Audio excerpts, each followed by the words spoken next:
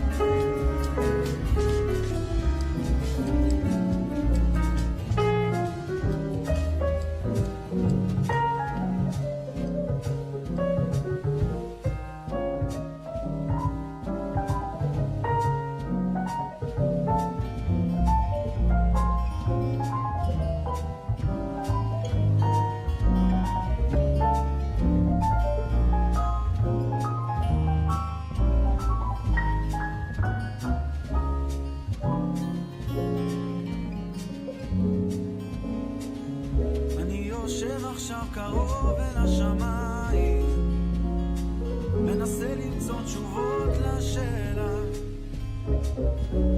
על הדרך גם חולץ את הנעליים, חיילים עכשיו עוזבים את המרכבה, כן אני יושב שם חושב, קצת עלייך להרחיב מעט ללב, את המשפט הבא את בטח מכירה,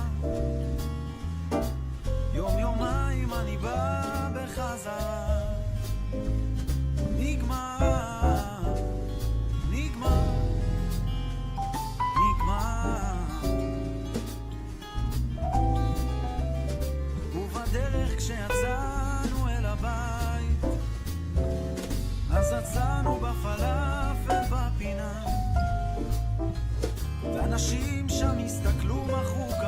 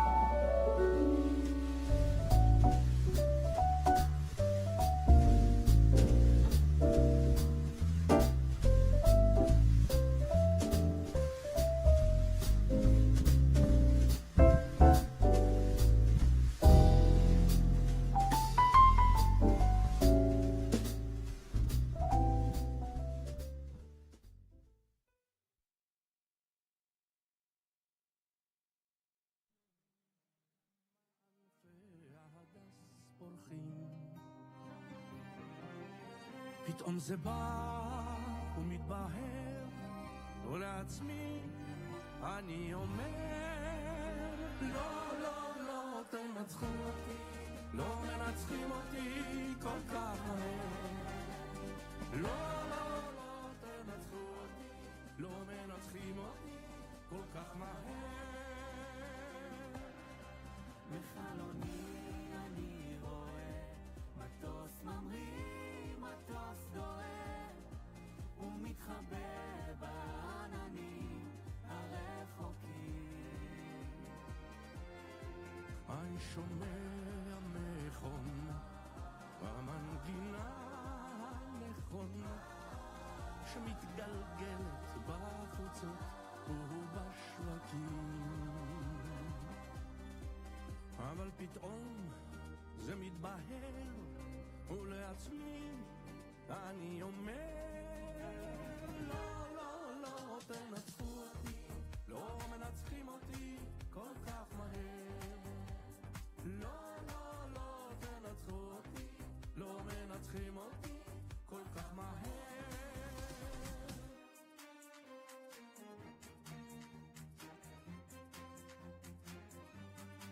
בחלומי אביב נסתר, ויום גשום ויום שרב, ואור בחושך ויחיד ומקהלה.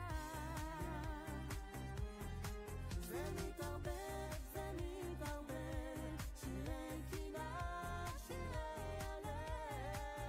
ולפעמים זו המולה אחת גדולה.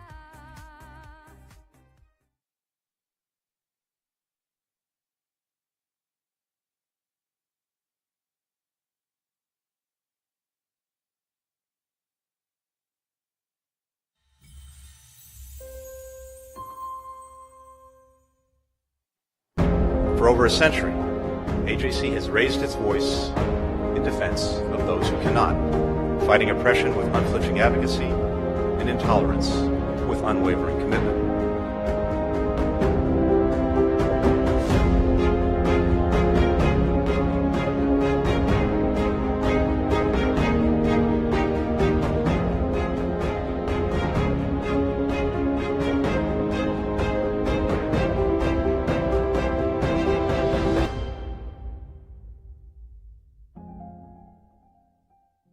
Please welcome Chair of AJC's Board of Trustees, Stephen Wish.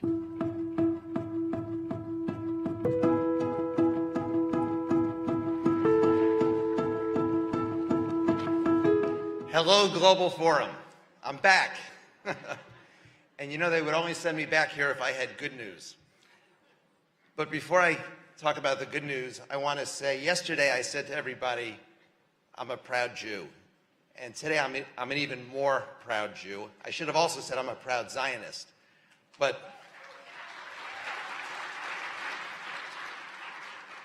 why do I say this? I talked yesterday about community. And I am so proud of this community. I met so many people last night, today, and it makes me very, very happy. And it reminded me of a story about one of my children. My youngest daughter, Audrey, when she was 6, now she's 22, we went to Israel for her first trip. And after the first day, I said to Audrey, I said, what do you think? And she said, Dad, I love it. I said, why? She said, it's so, so Jewish. And that's how I feel around everybody in this community at Global Forum. It's so, so Jewish. I'm very proud to be here.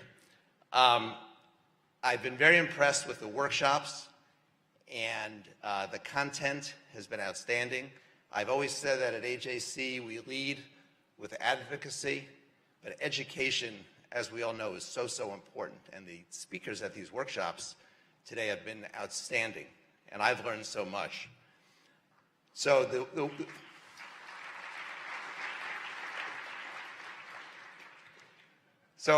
in summary, global advocacy, education, we fight anti-Semitism, and this sense of community is so, so important.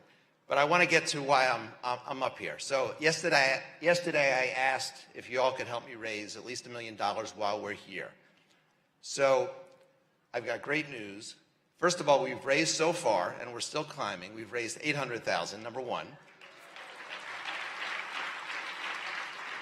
Number two, a very generous member of our community stepped up with a gift of $500,000 and a matching program. And I know there are still many of you who are still have not yet given. So first of all, thank you everybody for being here. Thank you for giving. Thank you for giving more. And have a wonderful plenary session this evening. Great to be here.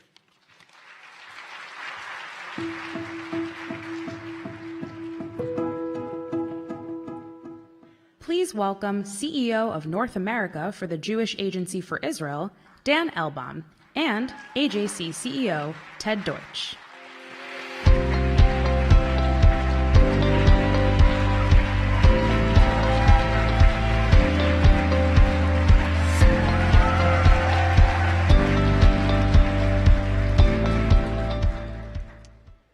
Good evening. In the Jewish tradition, the concept of moving from darkness to light is frequently repeated. Since the darkness of October 7th and its aftermath, the solidarity, connectivity, and unity of the global Jewish community have been an incredible ray of light. The deep and personal pain that global Jewry felt and continues to feel since we woke up on the morning of October 7th to the most horrifying news out of Israel has become a living reminder of our inextricable bonds as one Jewish people. And it is our Israeli friends and family fighting for their security through unimaginable trauma who have stood shoulder to shoulder with the diaspora to speak out against the anti-Semitism flooding our societies. In the face of hatred, the bonds that unite us as one people have never been stronger, and there is no greater display of Jewish peoplehood and our resilience than the strength of the rising generation of young Jewish leaders. This year, AJC's Leaders for Tomorrow, our LIFT program, celebrates its 10-year anniversary, and our flagship advocacy and training program for high schoolers takes on even greater importance today as it prepares young leaders to develop a strong Jewish identity, to advocate for Israel, and to be outspoken voices against anti-Semitism. I want to thank the founders of LIFT, Ryan and Corey Berger, supported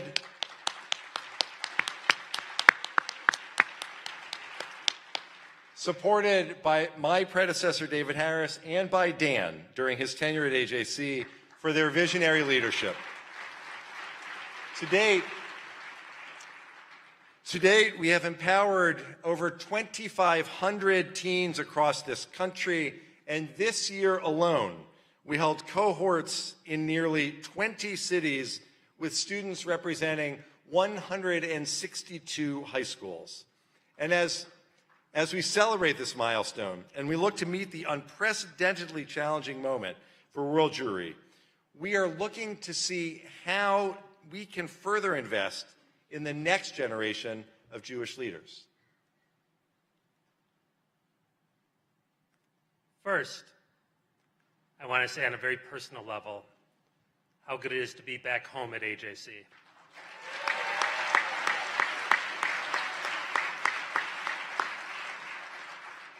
And how grateful I am to each and every one of you for what you do for AJC every day.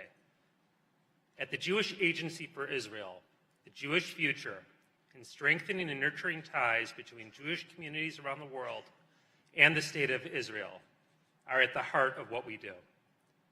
One way we do this is through bringing Jewish teenagers to Israel and bringing Israel to Jewish teenagers. Here in the United States, we have close to 400 shlichim, dedicated emissaries between the ages of 18 to 35 in communities across the country. They work every day to build ties between American Jews and Israel and between Jews and each other. In less than a week, they'll be joined by 1,600 shlichim at 180 summer camps throughout North America. They serve as a living connection to Israel for so many and a source of pride for Jews in communities large and small. Nearly 1/3 of our emissaries are themselves Israeli teenagers, whom we call Shinshanim, Hebrew for Shana Sherut, a year of service. They are Israeli high school graduates serving Jewish communities around the world prior to their IDF service. For these Shinshanim, the experience of being with American teenagers is nothing less than transformative, as many of them go to non-Orthodox synagogues for the first time, see how American Jews live, see how we worship, and understand what it is like to be Jewish in a non-Jewish country. One of the most common things that we hear from those Shinshanim when they came back is that I went to America as an Israeli, but I'm coming home as a Jew.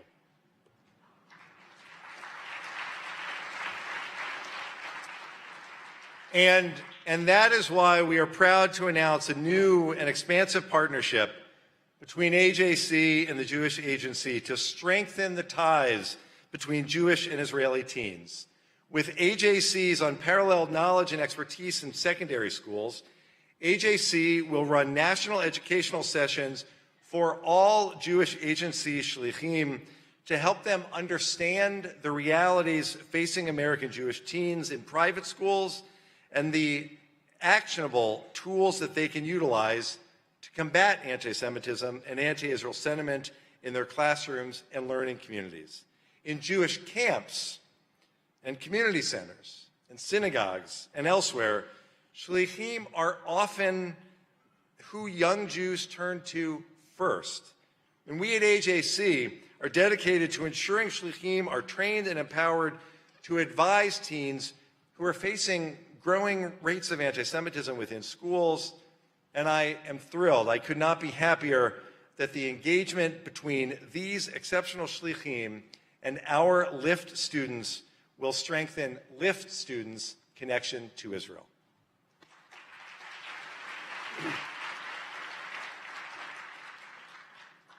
In parallel with these trainings, we are also pleased to announce a series of initiatives to build understanding between American Jewish and Israeli teens. AJC and the Jewish Agency will hold mishkafim, joint gatherings between LIFT students and Jewish Agency Shinshanim, pre-army teenagers, in city where AJC has a LIFT presence.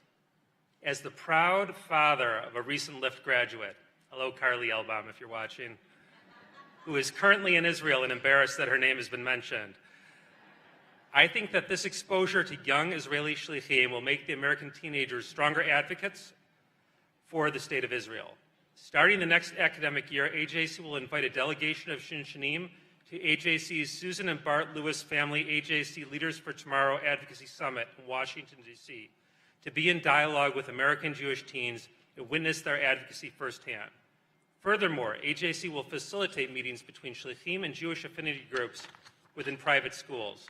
Through these face-to-face encounters, both Israeli and American Jews will learn, grow, and together build a stronger bond of Jewish peoplehood.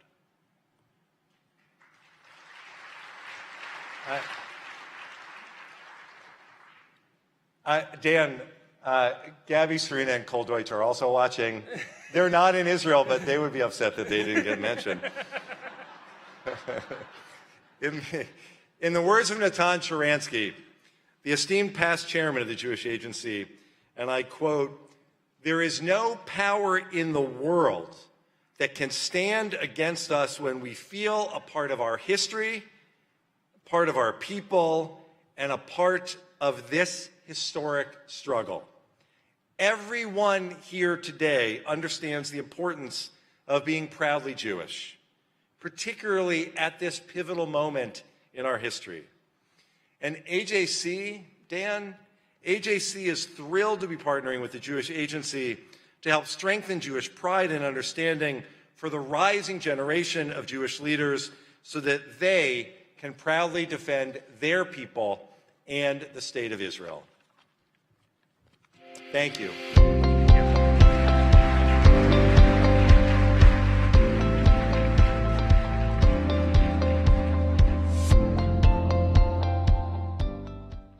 Please welcome AJC National Leadership Council members Bill, Susan, and Josh Green.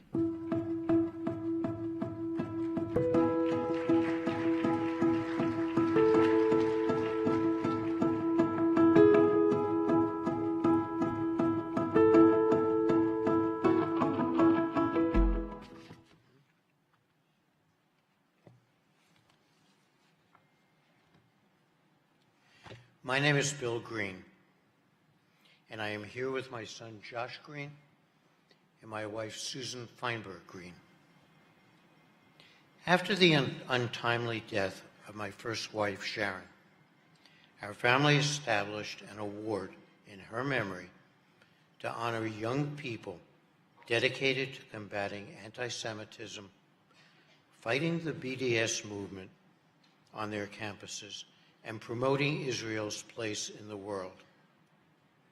In partnership with American Jewish Committee, we are honored to present this award to exceptional campus leaders and advocates. My mom, Sharon, was born in 1944 in Wynwood, Pennsylvania. She graduated magna cum laude from Tufts University with a degree in occupational therapy and worked at New York Hospital. She then became the assistant director of a psychiatric outpatient clinic. Once my siblings and I came along, she volunteered at the Bedford Hills Correctional Facility, developing inmate and family programs. She then went on to earn a master's degree in social work from Fordham University, specializing in grief counseling. My mom really valued community service throughout her life and was an exemplar of the pillars that this award honors. After Sharon passed away in 1986 from breast cancer, we knew as a family that we needed to find a way to honor her legacy. Sharon spent her professional life helping people cope with trauma, deeply loved Israel, and was passionate about Judaism. She spent what little free time she had giving back to our fledgling synagogue. Sharon dedicated her life to causes that benefited the Jewish community and supported AJC's mission. Her volunteer work and commitment to social justice reflected her unwavering faith in the next generation and her desire to shape the future of the Jewish community. This award is a tribute to her enduring legacy of service and her belief in the power of young people to effect positive change. We are honored to be here today to present the annual Sharon Greene Award for Campus Advocacy. This past school year has been particularly challenging for Jewish students. Since October 7th, there has been an unprecedented rise in anti-Semitism and anti-Israel sentiment, and we have seen this tenfold on college campuses. Jewish students across the globe have faced harassment, discrimination, and even violence. Many students around the world have shown incredible strength, compassion, and dedication despite these obstacles. They have organized events, educational programs, and support networks to combat anti-Semitism and foster a positive image of Israel wherever they can. Their efforts have provided much-needed support to Jewish students, educated their peers, and built bridges of understanding within their broader communities.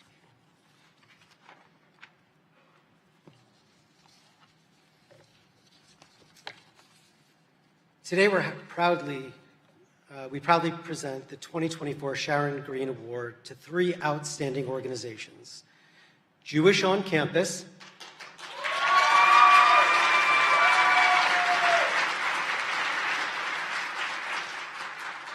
the German Union of Jewish Students,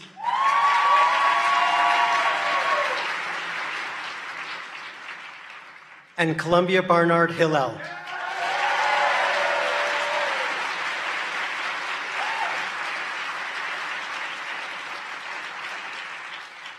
The student leaders here today representing these organizations have faced anti-Semitic attacks on their campuses, social media, and in their communities. They have confronted violence, hateful rhetoric, and vandalism, yet at great personal risk, they continue to prioritize creating safe, thriving, and supportive Jewish communities for students around the world.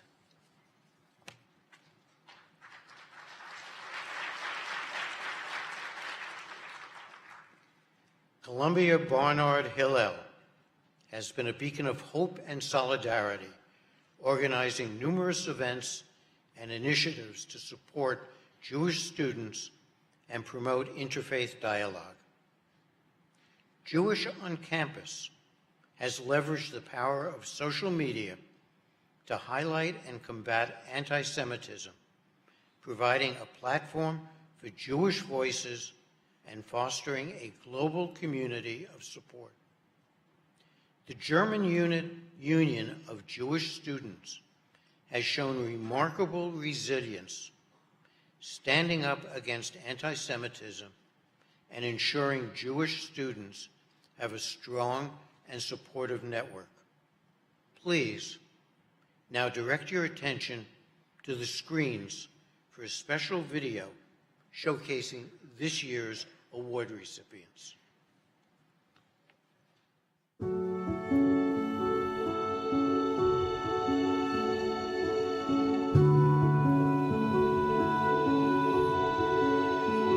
My name is Noah Fay. I go to Barnard College of Columbia University, and I am accepting the Sharon Greene Award on behalf of Columbia Hillel. Following the October 7th attacks, I overheard a group of students talking, and one of them says, I don't want to say all Jews are colonialist settlers, but, and then another student cuts her off and says, no, absolutely, every single one of them is a white supremacist colonialist settler. We don't want no Zionists here! Since then, I personally have been cyberbullied. Last semester, I have received a lot of blood libel. My personal whiteboard on my dorm door was vandalized. When I come out and say, as a Jewish woman, this is what anti-Semitism is, this is what I'm experiencing, that is not given any respect, honestly. I am a student at Columbia University. I did have the opportunity to speak at the March for Israel in Washington, D.C. That made me feel very proud to be Jewish. I felt so much love. We fight peacefully. We are far from helpless. We are far from hopeless. My main goal in advocating for the Jewish people in the state of Israel is to protect our community and to educate those who don't know about us. It's so important to do this advocacy work on campus because if we don't, no one else will.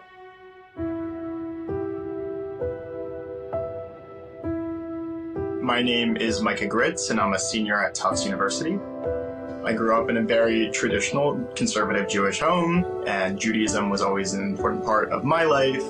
Going into my first year at Tufts, I had experienced anti-Semitism to a level I had never experienced before throughout my life. I remember one student mentioned that I must be wealthy because I'm Jewish. Another student said, Micah, you're Jewish, right? And I remember saying, yes, I'm Jewish. Why? And he said, well, that must mean that you kill Palestinian children, right? Jewish on Campus was founded in the summer of 2020. Our whole motto is, we're a Jewish organization that's by students for students, amplifying the experiences of Jewish students regarding anti-Semitism on campus. Anti-Semitism has exploded, and Jewish on Campus believes we need to be empowering Jewish students to be our own fighters against this form of hate on campus. What inspires my activism truly is my connection to Judaism that I received through my family. My father passed away, unfortunately, 2 years ago. I wear his Magen David all the time with pride, and so every day when I think, wow, this work is really hard, why do I do it? It's to continue the legacy of the Jewish people, especially in its memory.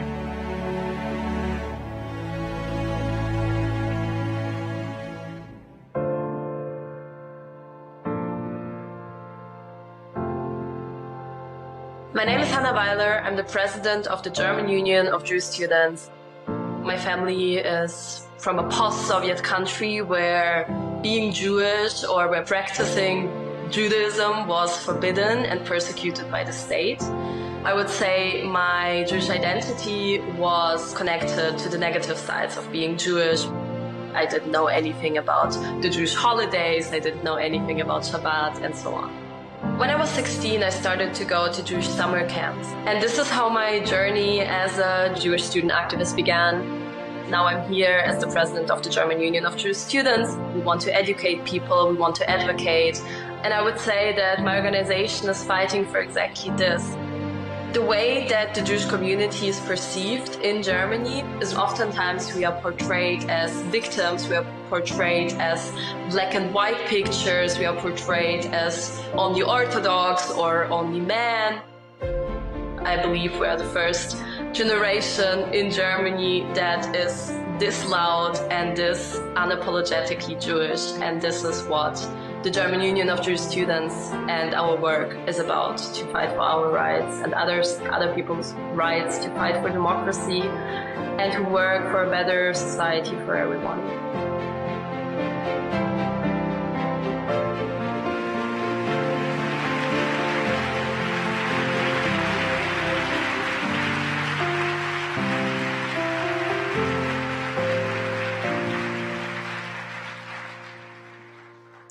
These organizations embody the spirit of Sharon's legacy. These students demonstrate that even in the face of adversity, young leaders are not just the leaders of tomorrow, but the leaders that we in the Jewish community need today.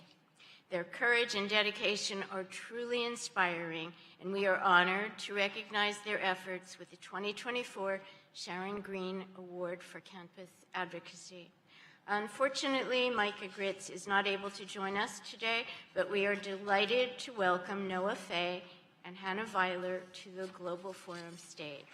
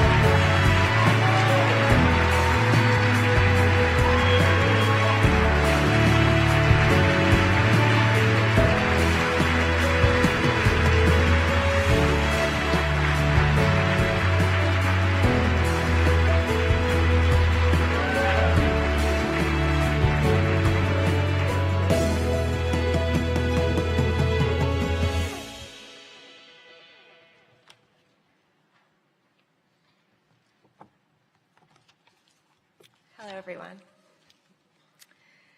I want to start by thanking the American Jewish Committee and the Greene family for bestowing upon each of us this great honor. I am extremely proud to be standing before you all to represent Sharon's memory. While the significance of the AJC Sharon Greene Award for Campus Advocacy has always been clear, this past academic year has shown us exactly why that is. I am here to accept this award on behalf of Columbia Barnard Hillel, to which I also express the most immense gratitude, as the year would have been entirely different had we, the Jewish students, not been privileged with their truly unwavering support.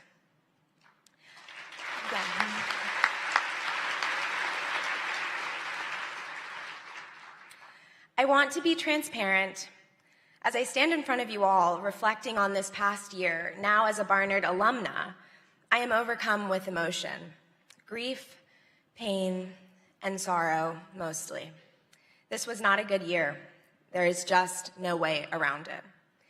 This year, I was forced to sit through guest lecturers brought in by my professor who denied the rape, assault, and mutilation of Israeli women and girls during the October 7th attack, celebrated Aaron Bushnell, who set himself on fire outside the Israeli embassy here in DC as a true, quote, patriot, and spoke of Israel to a group of who we now know are highly impressionable students as a, quote, imperialist colonial state that is, quote, committing genocide.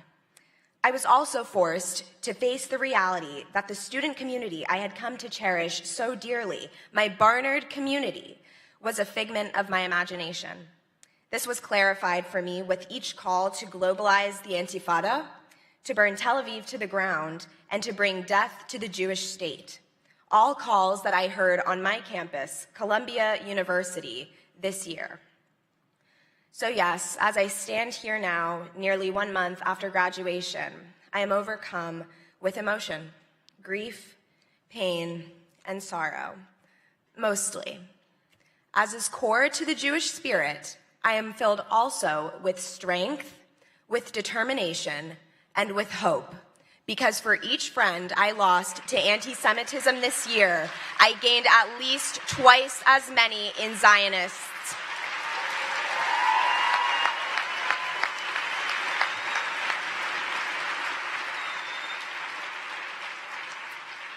While we have all had to work this year to make sure the world hears and listens to our cries, the cries of Jewish students in agony, I would be remiss if I did not equally apprise you all of the way in which Jewish students, especially at Columbia, united to support each other, to support the Jewish state of Israel.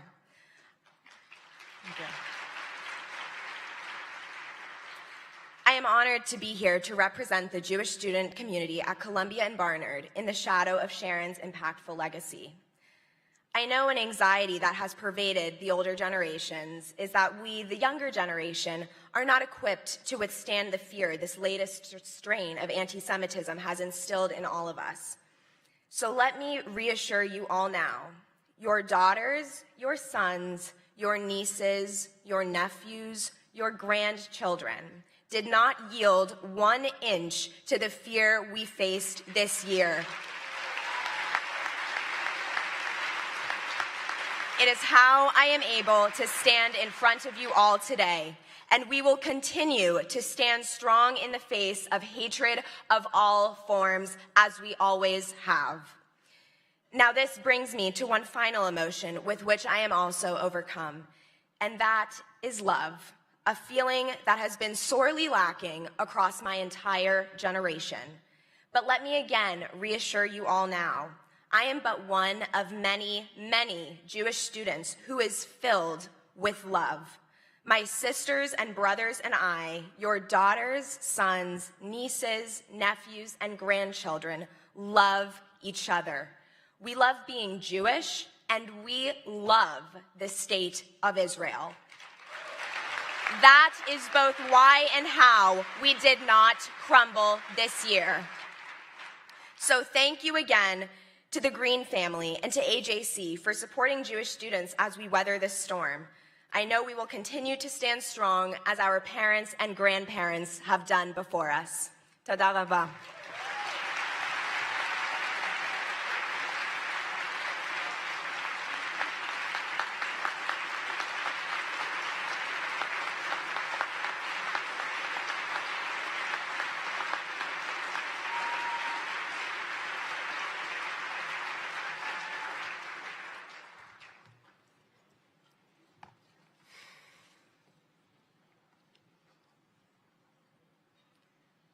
It is an unbelievable honor to stand here today to address all of you at AJC Global Forum. I want to start by thanking the American Jewish Committee and the entire Greene family for making this possible and for honoring us, the German Union of Jewish Students, with this award.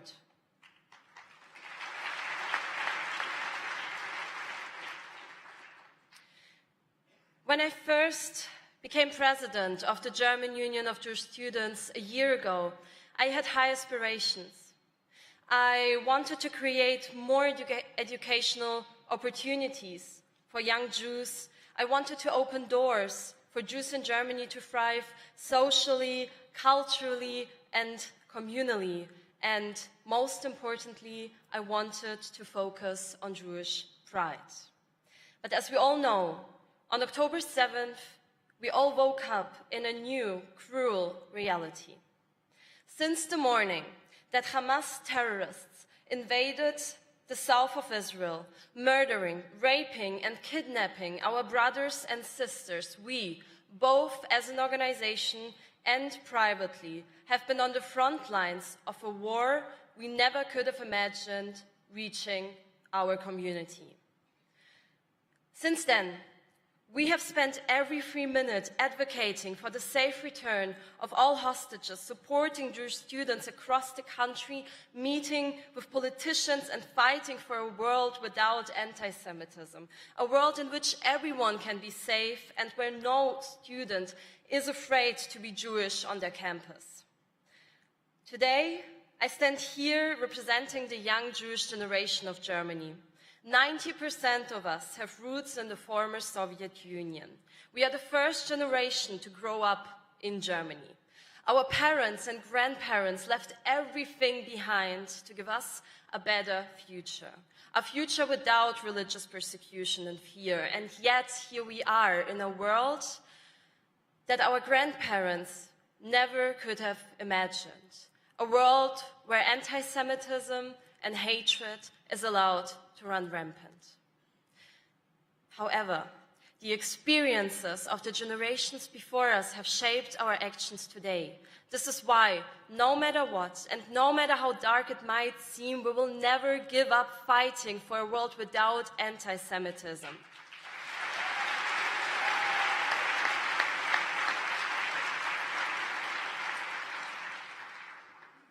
This is Sharon's legacy that I am so proud to have been chosen to represent today. We will never give up standing up for freedom and democracy in a world where our children and grandchildren will only know the term anti-Semitism from history books. I want to once again express my deepest gratitude to AJC and the Greene family for believing in us and supporting our work in Germany. I also want to thank my board, Norm, Debbie, Kobe, Lisa, Alex, Esti, and Seema for everything they've done for Jewish students in the past months. And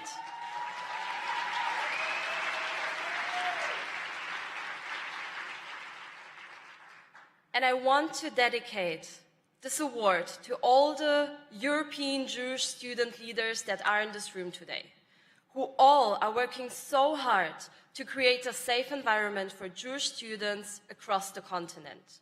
Together, we will continue fighting and showing that there cannot be a Europe without Jews. We will never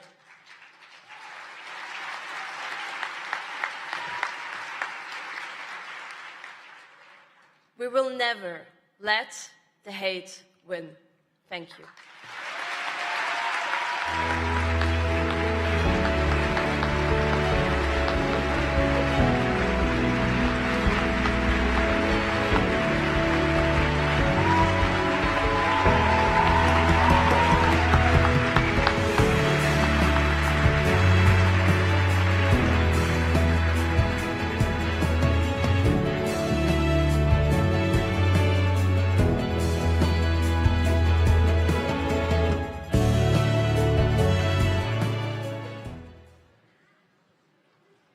I'm from Boston, Massachusetts. I'm from Australia. I'm from New York, Italy, Canada. I'm from Israel. Frankfurt, Germany. I'm from Dallas, Texas. And I'm a member of the AJC Campus Global Board.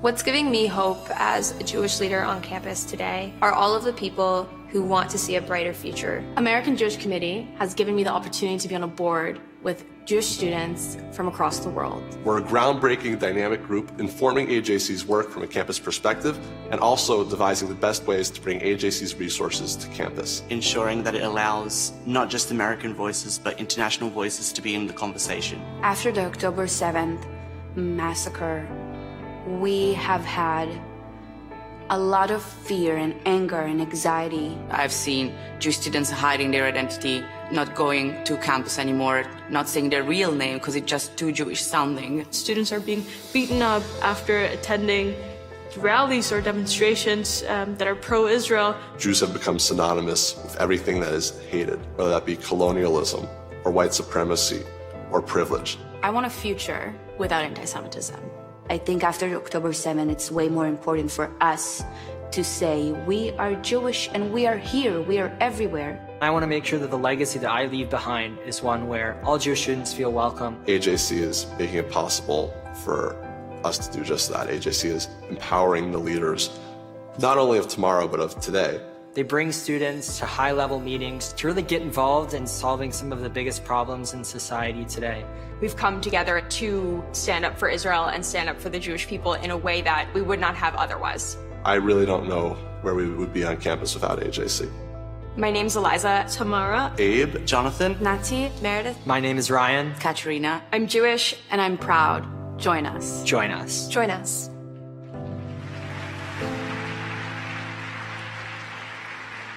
Please welcome AJC Director of Academic Affairs, Dr. Sarah Kudin.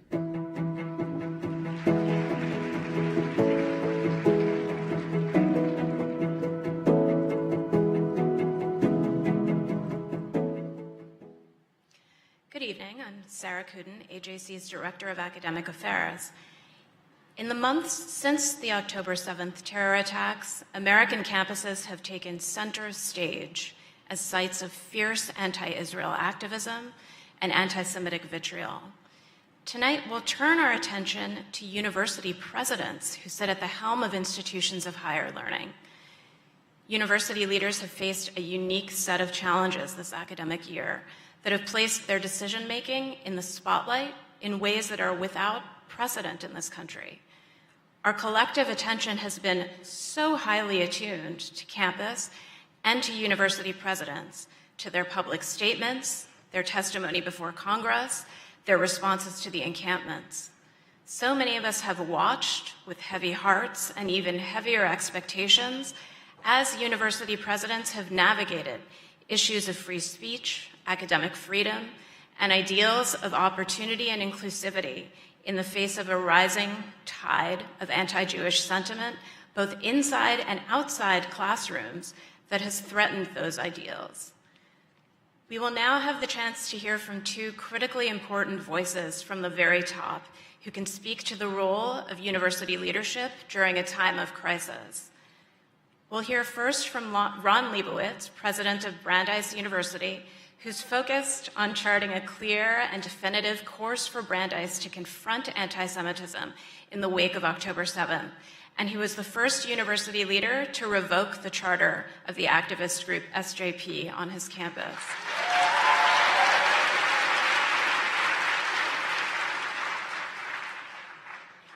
President Liebowitz will be in conversation with my colleague, Dr. Laura Shaw-Frank, AJC Director of the William Petchik Contemporary Jewish Life Department, who oversees AJC's entire spectrum of educational advocacy work. We'll then hear from Santa Ono, President of the University of Michigan. Michigan has been the site of long-standing, amplified protest activity, and it faces unique challenges. Its campus population boasts significant numbers of both Jewish and Palestinian students. Michigan is also a public university, meaning that it's subject to the First Amendment's broad conception of free speech that also includes hate speech. Santa Ona, who became president of the University of Michigan not terribly long ago in 2022, will be in conversation with AJC CEO Ted Deutsch. To start us off, please join me in welcoming Ron and Laura to the stage.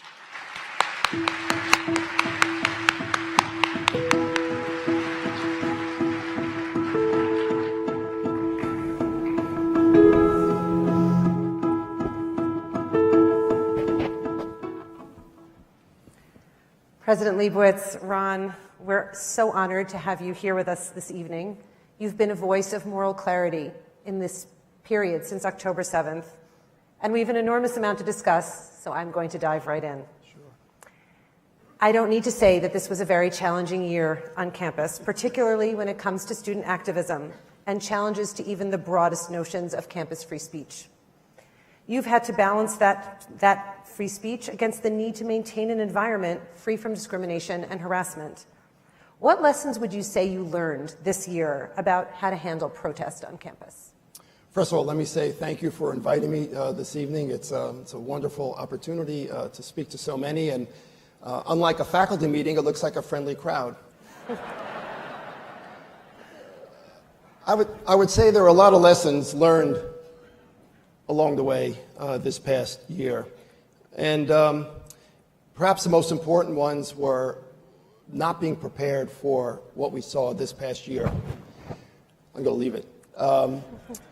Specifically, seeing our campus react in such a way to October 7th and having no sense of things related to First Amendment rights or to free speech or the responsibilities that come with free speech, the time, place, manner aspects.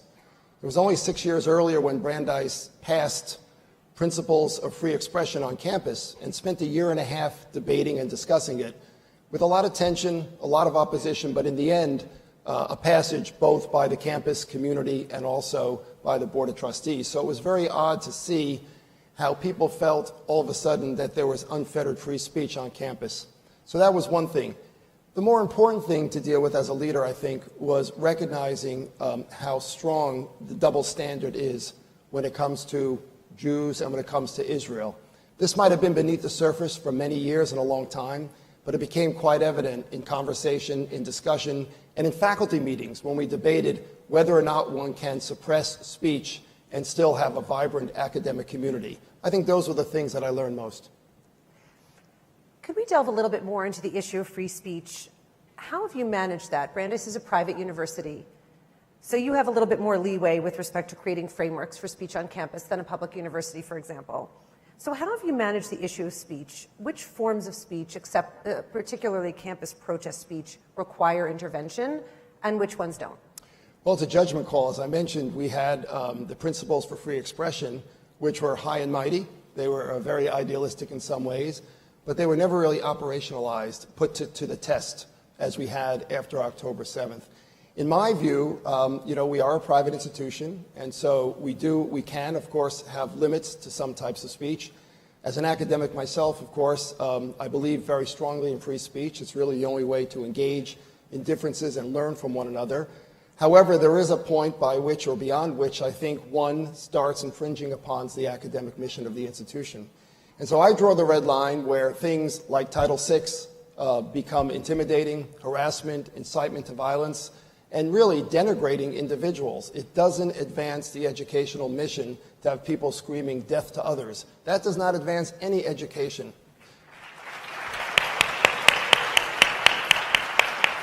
And in my conversations on campus, I've deemed that type of speech gratuitous speech rather than free speech. And we want to protect free speech, but it's in the name of the educational mission, and that's where we draw the line. Another central issue, and you already alluded to it, that presidents have had to grapple with this year is the issue of academic freedom. We've all seen many examples of university faculty members from around the country who hold views that are anti-Zionist and anti-Semitic, and even use their positions as faculty members to platform those views. On the one hand, faculty in institutions of higher education, particularly tenured faculty, enjoy academic freedom, and they should and they must. On the other hand, activist classroom spaces and other behavior of faculty have really contributed to the toxic atmosphere for Jewish students on campus. How have you managed this issue at Brandeis? One thing I tried to do was to send out a clarifying memo, not so necessarily warmly received by all faculty, but it tried to remind folks as to what academic freedom is and isn't. Academic freedom is critical, of course, for the advancement of any discipline, the pursuit of knowledge, the pursuit of truth. However, it doesn't give anyone the right to say anything at any time in any classroom. And in the classroom, academic freedom gives the faculty member the right to assign readings, to lecture on things in his or her expertise. It doesn't allow me, as a geographer, Russian specialist, to go into a room and pontificate about something about which I am not an expert. That is not academic freedom. I can do it outside the classroom. I can do it outside of the context of Brandeis University, but it's not right for the faculty member. It's not academic freedom to pontificate on any and all issues in the classroom. We haven't had many of those circumstances at Brandeis, and our students are very outspoken. I've only heard a few of these, and I check weekly in our Office of Equal Opportunity where students can go to make lodge such complaints. We've had a few, and one good example is when a faculty member postponed or canceled class to allow students to go to a pro-Palestinian protest. I'm not against pro-Palestinian protests whatsoever, but for a faculty member to take a position to cancel class, not to reschedule it, but also to put students in that class who don't want to go to the rally and have very different views for what that rally was about, really shows poor judgment and really, in my view, is a violation of academic freedom. And so we had the conversation. We brought in the faculty member, and we made it clear that we have these conversations when they happen. And the faculty member was actually more open-minded about this, hadn't really recognized what atmosphere in the classroom that she was creating. But that's what we do. We try to have conversations first. And luckily, at least for me and for Brandeis, we haven't had many of these situations.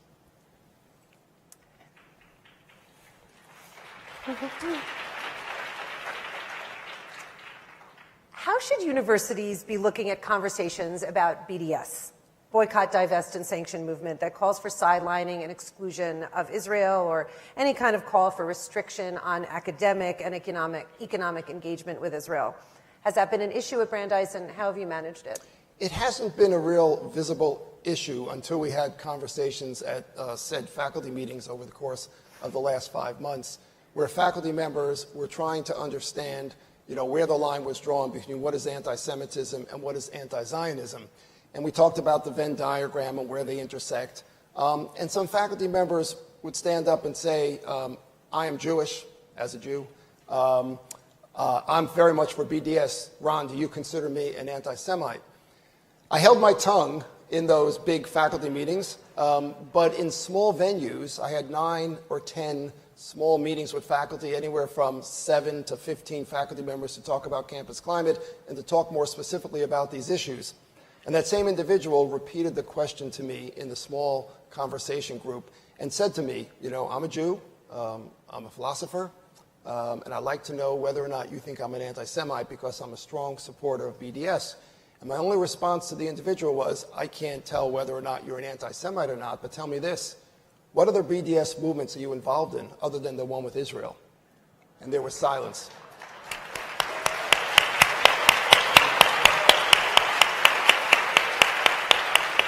So on our campus, luckily, there hasn't been much of a BDS movement. Who knows what will happen come the fall. But I also remember before I became president at Brandeis, I was at Middlebury College, president at Middlebury. And in 2014, the American Studies Association was the first professional association to vote for BDS. And I remember Middlebury and Brandeis were the 2 universities that came out very strongly against that vote. And I was very impressed by what I saw at Brandeis. That was back in 2013-14. So we haven't had all that much BDS on campus yet. Let's hope it stays that way. I want to turn my attention to some of the bigger questions on campus that intersect with anti-Semitism. We know, for example, that siloing and polarization are real problems in American society today, and the dialogue across difference is rare.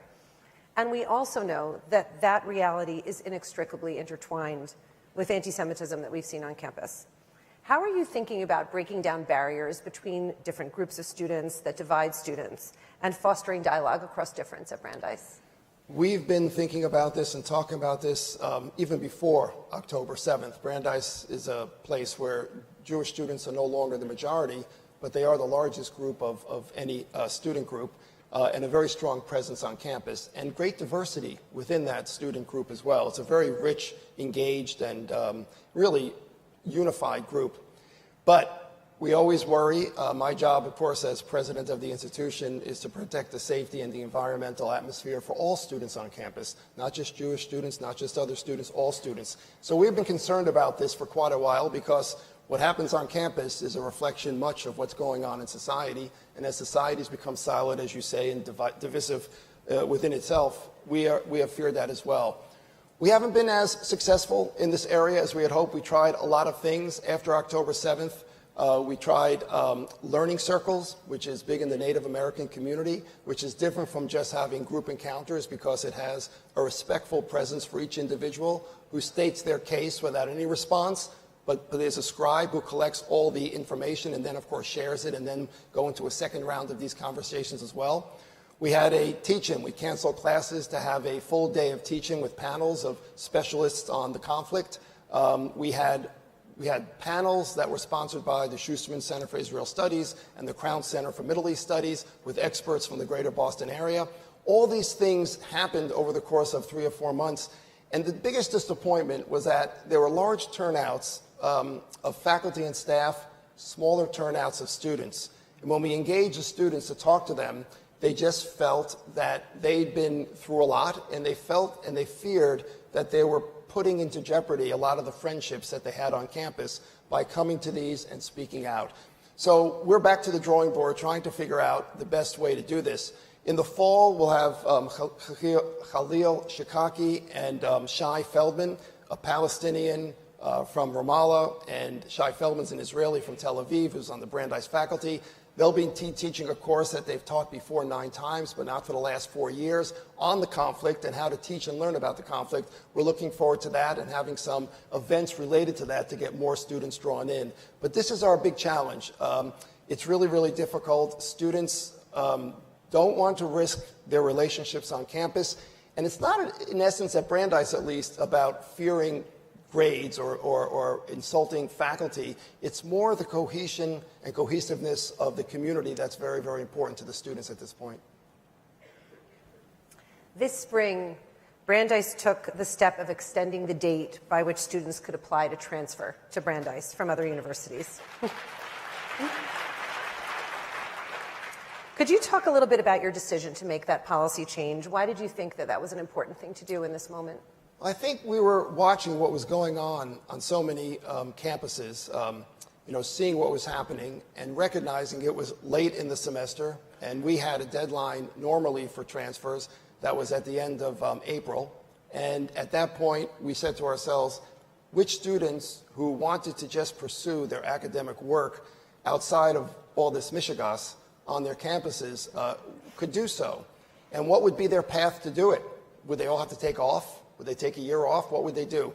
And so we had this conversation, and I think if you saw the notice that went out, it wasn't just for Jewish students, although we were focused primarily on Jewish students, but it was for all students, and we noted that because we had heard in some conversations, just in talking to friends and talking to relatives and people across the country, that a lot of students just wanted to pursue their studies. They didn't like the interventions that were going on. They didn't like that at Columbia they could not go into the dining halls or library for 2.5 weeks. And you question what that did to their studies. And so we decided to open the doors and invite those who wish to do that. We put it towards the end, May 31st, because we figured April 22nd, April 29th, too close to finals. Students would not really have presence of mind to apply. And so we kept the deadline open till May 31st with decisions to come on June 30th.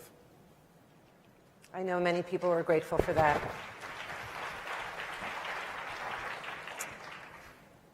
So none of us can accurately anticipate what's going to happen this fall, but we imagine that you and your team are carefully preparing for a range of scenarios on Brandeis's campus come September, including perhaps student protests, including all kinds of possibilities. So how are you preparing for the fall? We're trying to make best use of all the remarkable resources we have on our campus, and many campuses have as well, to engage students in smaller groups. We're engaging our 5 chaplains in our chaplain's office of all faiths to have multi-faith conversations, interfaith conversations. We're talking to our research centers. We have 5 research centers at Brandeis that deal with the Jewish experience and also Israel. We're getting them to sort of host, encouraging them to host events that they can engage in small groups. We recognize that big group meetings aren't really effective. So we're trying to do as much to engage students. My whole senior staff recognizes that students might feel a little intimidated to come in and talk about campus climate to the president, so they're holding extra office hours specifically for students to come in small groups to meet with them as well. But we're all ears. If people have really good ideas on how to open this up, because it's been very, very challenging, we're all ears. And last but not least, we are here in a room full of prospective and current university students, parents and grandparents, all of whom are really keen to know that the future for Jewish students will be a bright one of unfettered opportunity, as we have known in the past in America, the recent past. What role do you see Brandeis playing in the national conversation about fostering inclusive and fair environments for Jewish students in the higher education space? Boy, well, Brandeis has a special place in higher education in the United States. It's the singular, secular, Jewish-founded institution in the country.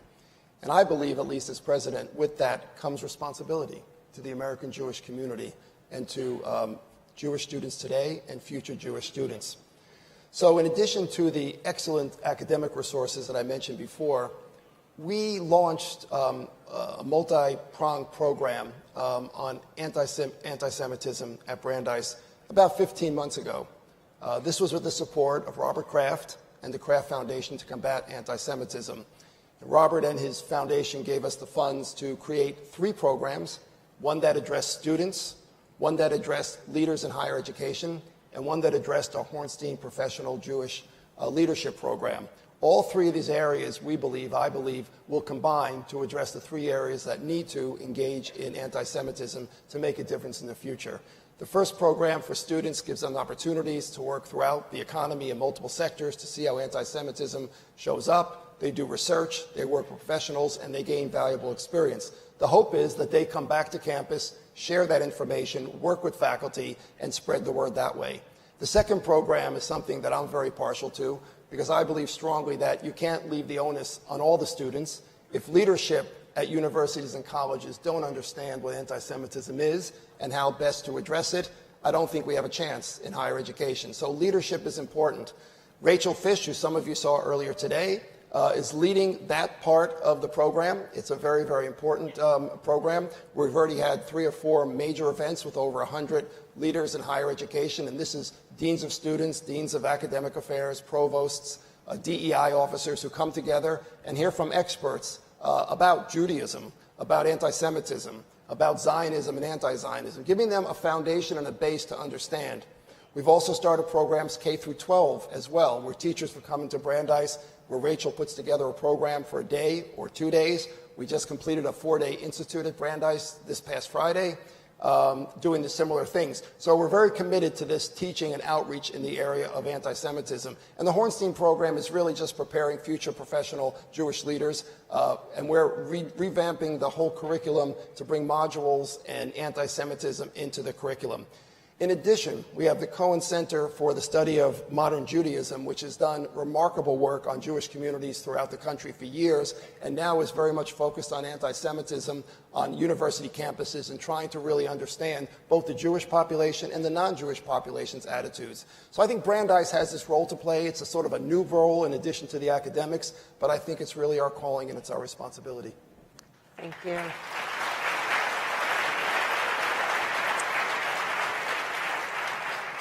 We are so grateful for your moral clarity and your incredible leadership, and I think that this entire audience, and indeed the entire American Jewish community, can take an enormous amount of pride in Brandeis University. Thank you so much for joining us. Thank you. Thank you.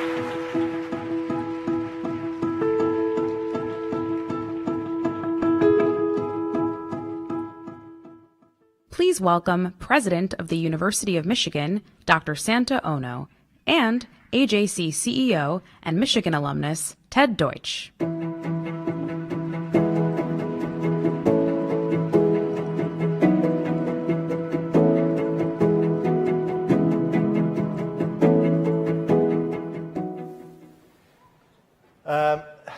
President Ono, thank you for being with us. We have a very serious topic at hand.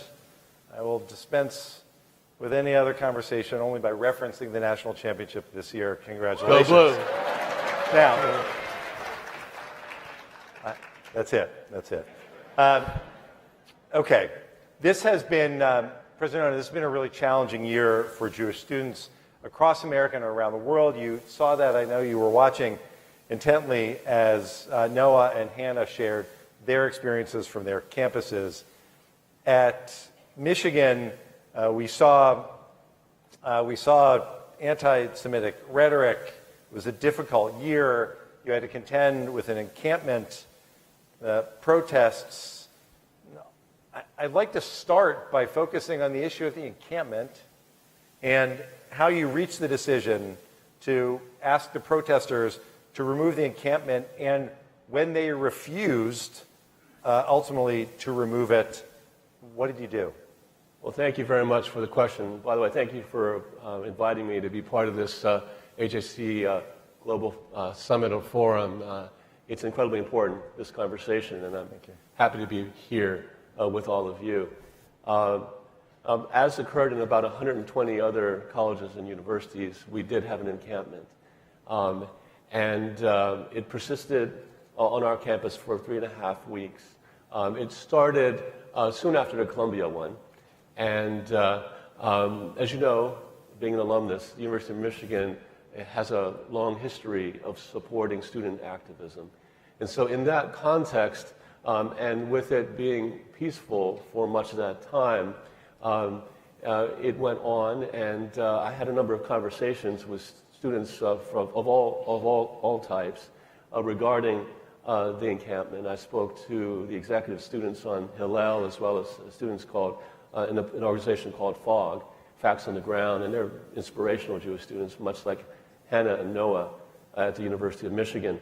And we had conversations, and we were verging on graduation.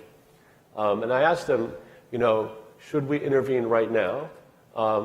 Because already it was clear that that resulted in escalation and violence. And I got the clear advice from the students that they said, first, we are the COVID class that didn't have a graduation from high school. Please don't do anything to escalate things in the last few days of class and exams. And please give us the graduation we didn't have for high school. And as you know, we did that, and then soon thereafter, we asked many, many times for the individuals in the encampment to voluntarily decamp, and they refused. And ultimately what happened was that these become very dangerous. They're fortified, the tents are very flammable, there was quite a bit of wiring going into a limited number of sockets for electricity. There was some open flame, and despite a number of requests to take the encampment down, it did not occur, and so we had to go in and involuntarily remove the tents. And so that's how it happened at Michigan. And ultimately, with the intimidation that students felt, there were rules, certainly rules in place that affected the safety of students on campus. You told them to take it down, they didn't, and you came in and took it apart. Absolutely, it is the right thing to do. If it weren't for the request that we not escalate matters because of the desire to finish the semester and have graduation, it's very likely that we would have taken them down earlier. But that is a wish that I wanted to really grant, that graduation. And I recognize the reason why I was really interested in perhaps taking down earlier is because every day the tents were there were painful for Jewish students. And I knew that, and it was wrong, and I wanted to step in earlier.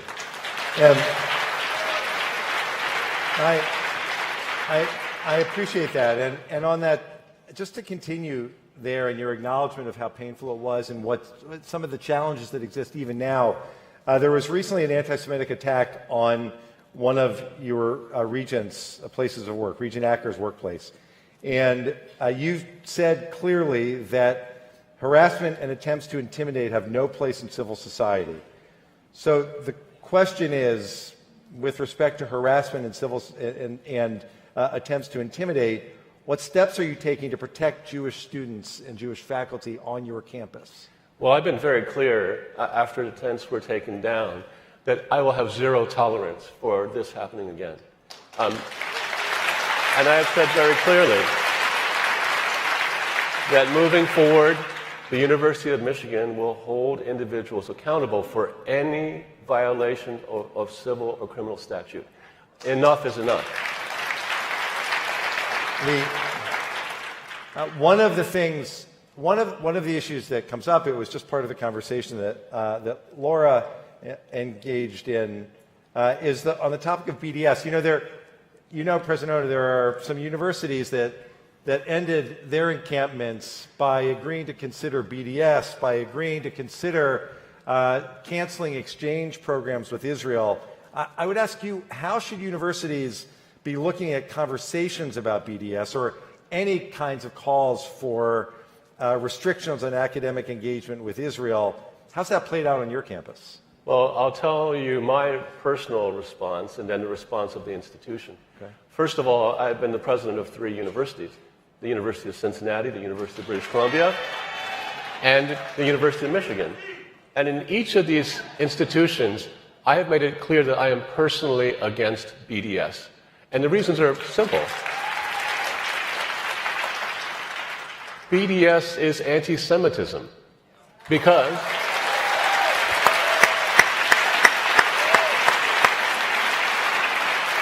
boycotting one nation, in this case Israel, to the exclusion of any other nation is nothing other than anti-Semitism, and it's antithetical to my personal values, first of all. And the calls, some universities have considered BDS, they've considered ending academic engagement with Israel. Can you tell us about Michigan's relationship with Israeli institutions, academic exchanges? How are you approaching that issue? Soon after October 7th, in one of my communications, I said that we would actually enhance our relationships with Israeli institutions for a variety of reasons.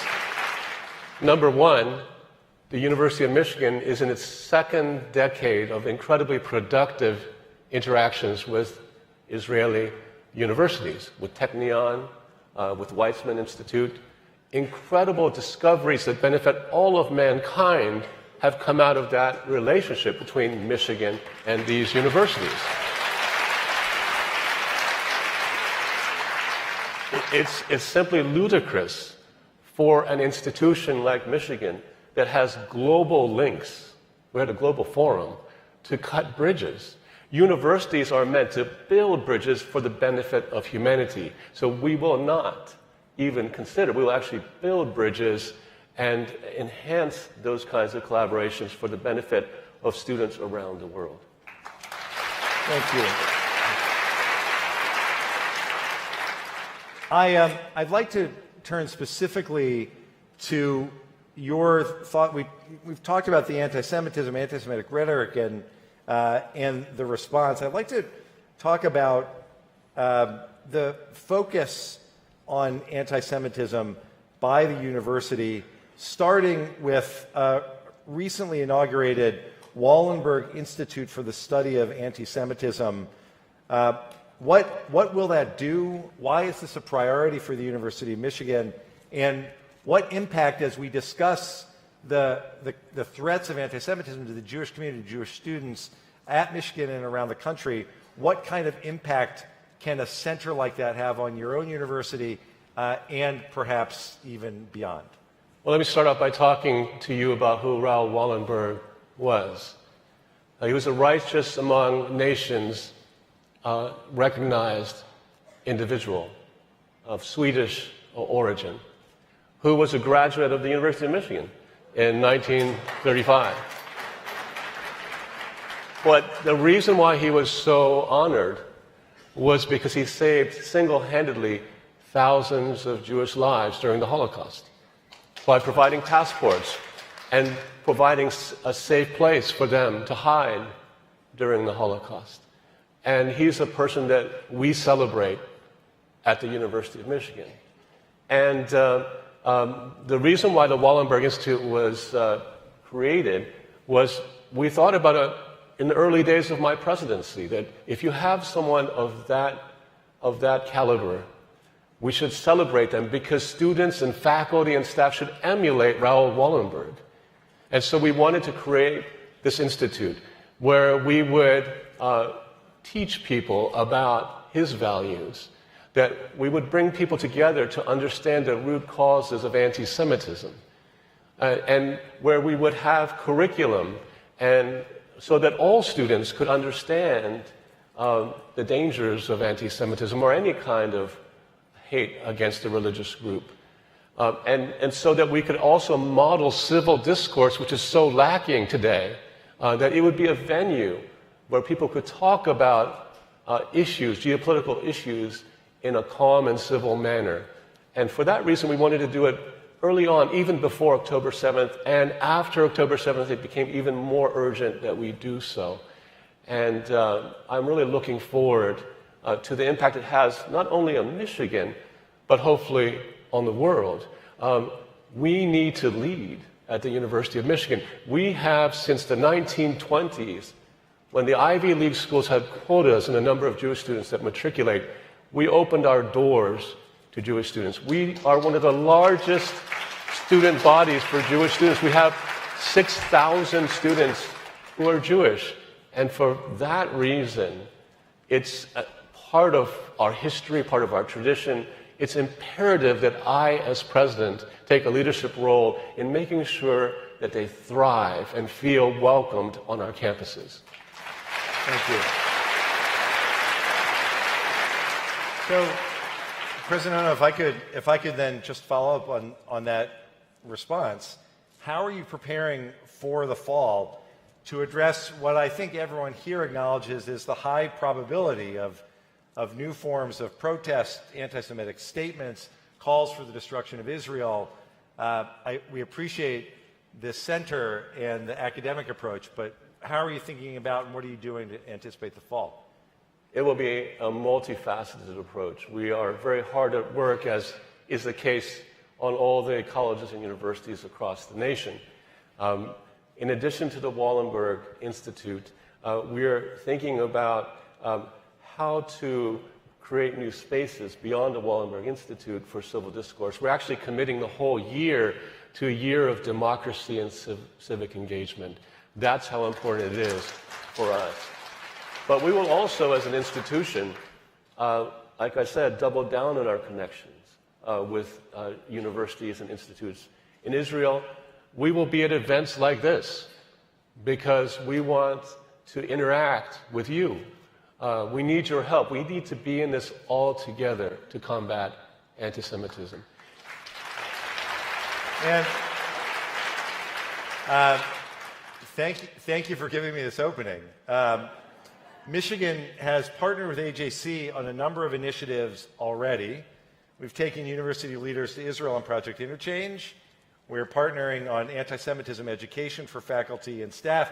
And our second University President Summit is coming up this fall. We hope, President Ono, with your participation, tell us why, first of all, why is it a priority to engage in this work with an organization like AJC?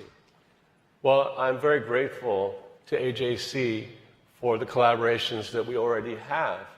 And some of you may know that we will be providing anti-Semitism education and training to faculty, staff, and students, and even alumni. And we have already leaned heavily on the AJC, and we're very, very grateful for all the expertise that exists here. I have been to Israel. I love Israel, and I can't wait to go back. And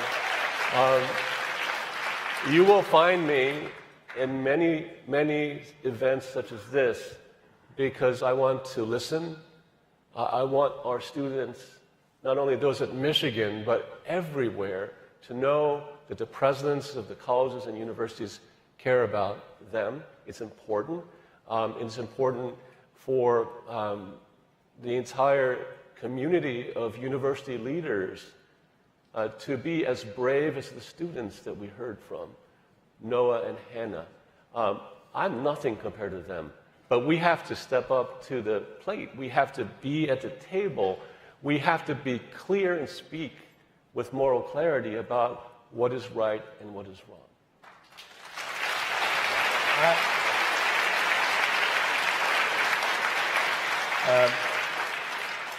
President Ono, it shouldn't be that hard to say in front of almost 2,000 Jewish leaders from around the world that we have to speak with moral clarity about this moment, but unfortunately for too many it is. Thank you for saying that out loud with us.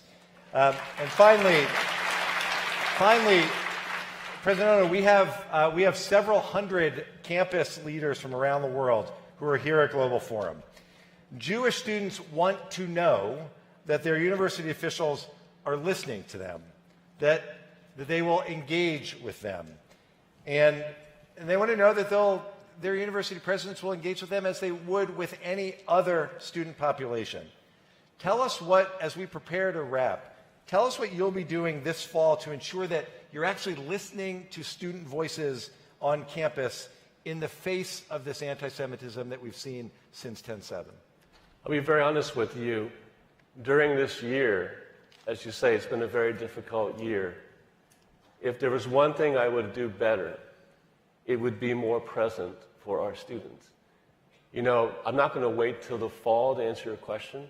I was approached by the executive of Hillel, by Facts on the Ground, FOG, and these students, every single one of them are inspirational, just like Noah and Hannah on our campus.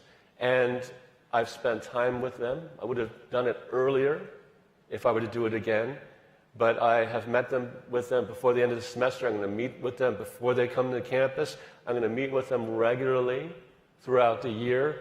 I was going to go to Hillel for Shabbat dinner, and some of you may know that I went there. When I was going there, it got out that I was going to attend, and there was a concern that I would be a disruption to what should have been a joyous occasion.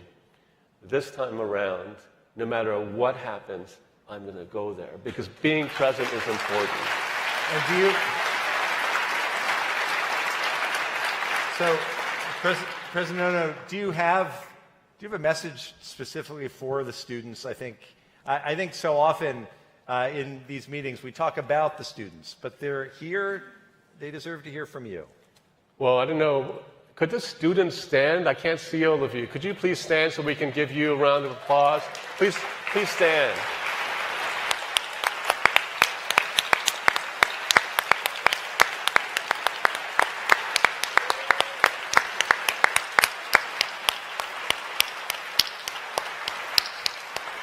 This is what I want to say to all of you. Thank you for inspiring leaders like me. You know, I was close to tears in listening to Noah and Hannah, their bravery. You know, the one thing when I was speaking to Barack Obama when he spoke in Vancouver that gives, in that case, him, but in this case, me, hope, is the amazing clarity, integrity, and civility of the next generation that comes behind us. And what I want to say to you in my last few seconds is whether you're from the University of Michigan or the University of Cincinnati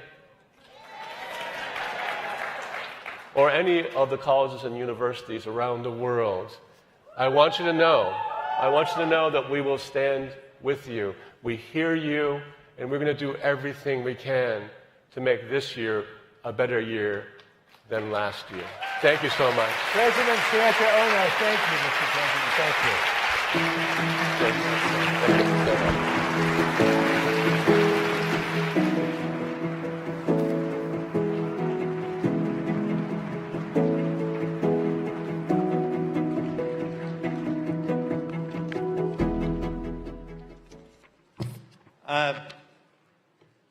First of all, I should just say it shouldn't be that hard to speak with moral clarity. Thank you, President Ono, again. I would now, especially after President Ono's kind reference, I would like to invite out on the stage with me the CEO and President of Hillel International, Adam Lehman.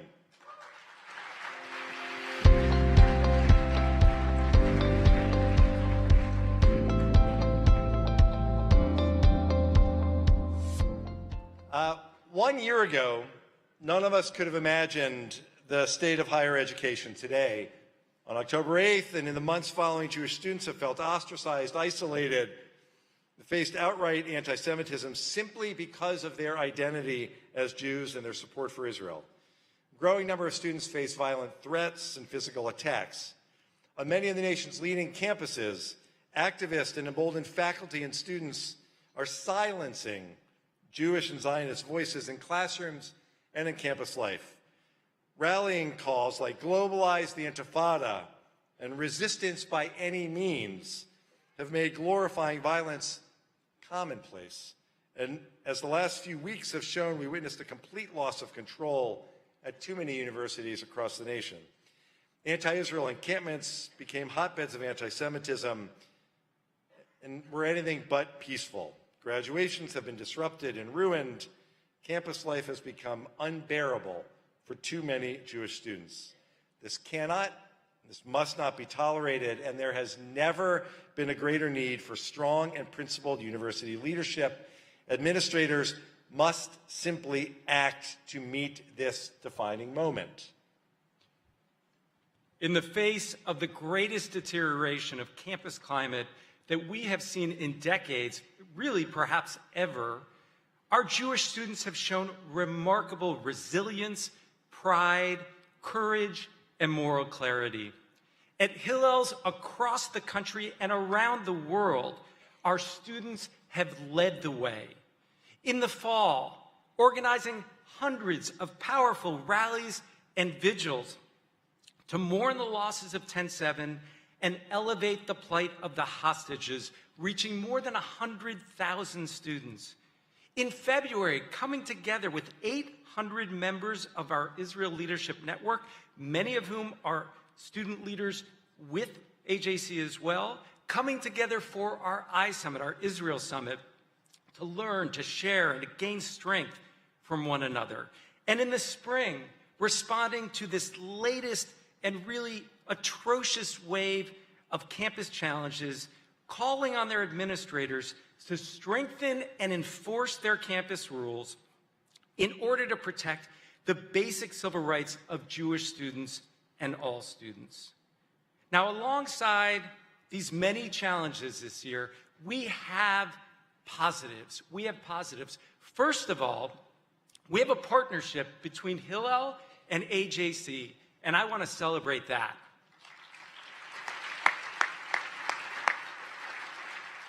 Under Ted's leadership, that of his team, and really the support of all of you, we are stronger together and we will accomplish more together.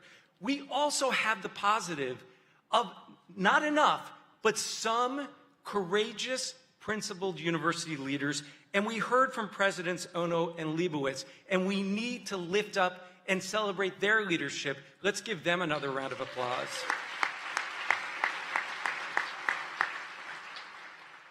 And most of all, we can celebrate the vibrancy of Jewish life that is still taking place on campus and really at levels we've never seen before. As you heard from Noah, Hillel serves on so many campuses as the Jewish home for students, a place for both joy and respite. Hillels, I'm happy to announce, have actually engaged this year more students than ever before, more than 180,000 young adults and students who have come together. Yeah, we should celebrate that. They've come together to learn, to engage in community service, to develop themselves as leaders like Noah, Hannah, Micah, so many others, to engage in Jewish practice, and to really just advance their Jewish journeys and their life journeys. The response and courage of Jewish students this past year should give us all great hope for the future. At the same time, we owe it to them and to all students of good conscience to fix what is broken on our campuses. We need to return them to welcoming environments for learning and student life that enable the respectful and open exchange of ideas and that embrace a diversity of opinion, cultures, and identities.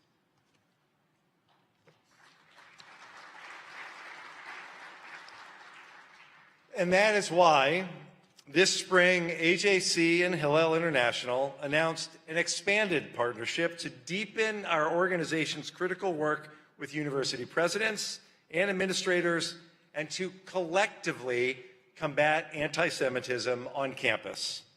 Rightfully so, there have been many demands for more cooperation and coordination within the Jewish world to better safeguard our community. Adam and I hope sincerely that our presence here together demonstrates how committed we are to that collaborative spirit.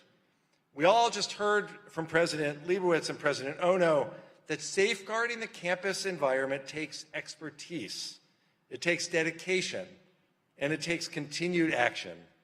As organizations with decades of experience countering anti-Semitism on campus and strengthening Jewish life, this partnership is a vital step that will improve the campus climate and reach hundreds of universities.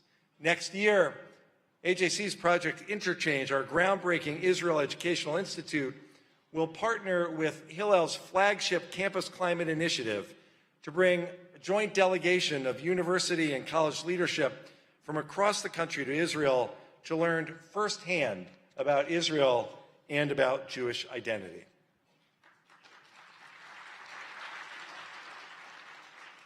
Along with experiential education for administrators, in just 4 months, right here in Washington, D.C., we will gather with more than 100 university presidents and administrators from across the country for our second University Presidents Summit on Campus Anti-Semitism, held in partnership with AJC and with the American Council on Education. It will be hosted by Johns Hopkins University President Ron Daniels, an AJC Project Interchange alumnus, and a longtime friend and partner to Hopkins Hillel. This summit will generate crucial dialogue and actionable steps for higher education leaders to use in addressing the unacceptable conditions on so many of our campuses.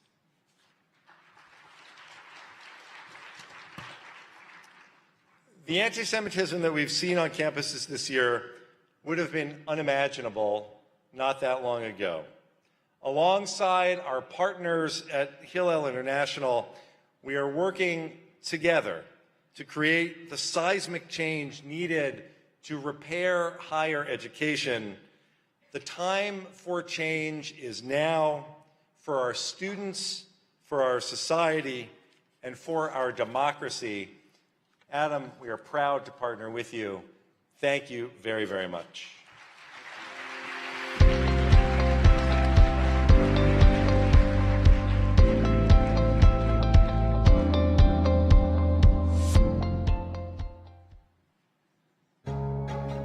AJC is the global advocacy organization for the Jewish people.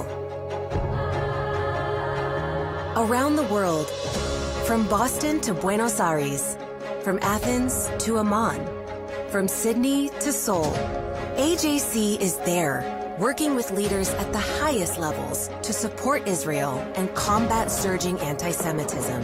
Through AJC's overseas posts in Jerusalem, Abu Dhabi, Paris, Brussels, Rome, Berlin, Prague, Warsaw, Budapest, Sofia, Johannesburg, New Delhi, Southeast Asia, Tokyo, and Sao Paulo.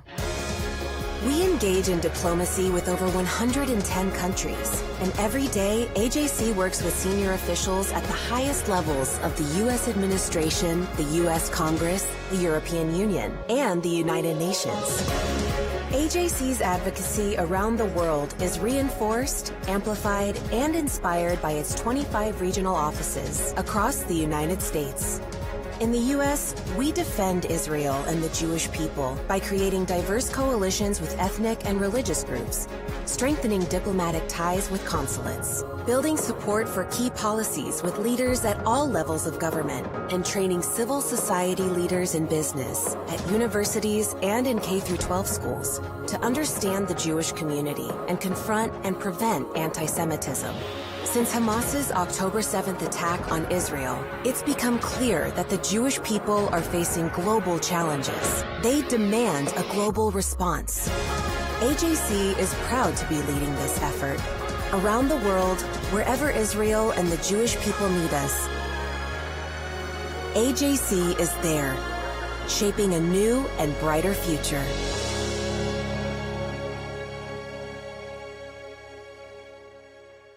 Please welcome Chair of AJC's East Mediterranean and North Africa Institute, Michael Feldstein.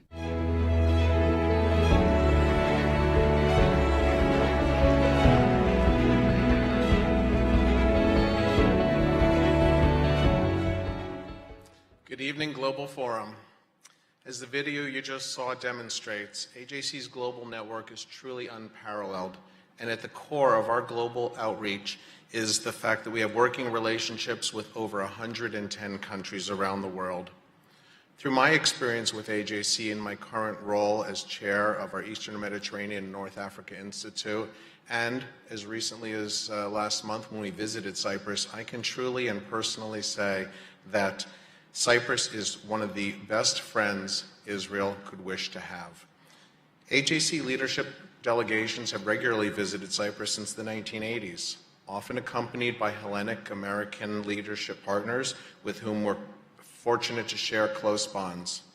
I want to particularly thank our friends from the Hellenic American Leadership Council, led by Andy Zemenides, for their steadfast friendship and support, especially during these difficult times for Israel and the Jewish people. There are many examples of Cyprus's leadership on issues of critical importance to the Jewish people. I will name just a few. Starting in 2013, the island nation played a crucial role in getting the European Union to designate the military wing of Hezbollah as a terrorist group.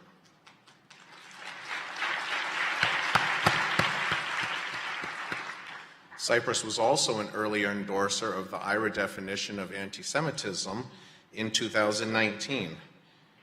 Given its location and historic relations with countries across the Middle East, this nearest of European nations to Israel has established itself as an essential bridge builder, friend, partner, and ally of Israel. All this while Cyprus contends with issues of its own, including the fact that a third of its territory is occupied by Turkey.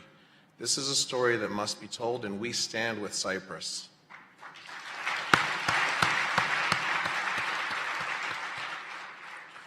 We're also proud to support the ever-growing trilateral alliance between Greece, Cyprus, and Israel, and advocate for continued support here in the United States. And we thank the U.S. Ambassador, Julie Fisher, to Cyprus for being with us here today and for hosting us at her residence last month in Cyprus.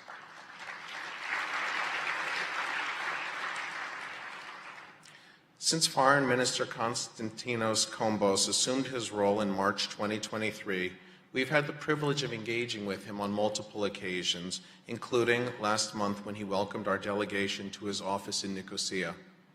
That meeting was truly a highlight of the mission to Cyprus and other countries in the region, and we're very grateful that he's made time in his busy schedule to be with us here in Washington as well.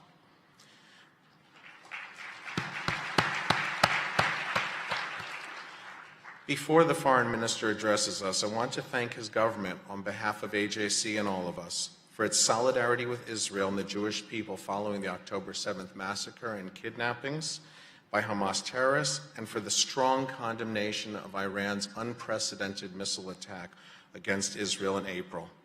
We also want to particularly thank the Cypriot government for its efforts to provide aid to the people of Gaza and its coordination of the humanitarian maritime corridor. Foreign Minister Kombos, we thank you for your steadfast friendship, and we look forward to continuing to work together. Dear friends, please give a very, very warm welcome to His Excellency, the Foreign Minister of Cyprus, Konstantinos Kombos.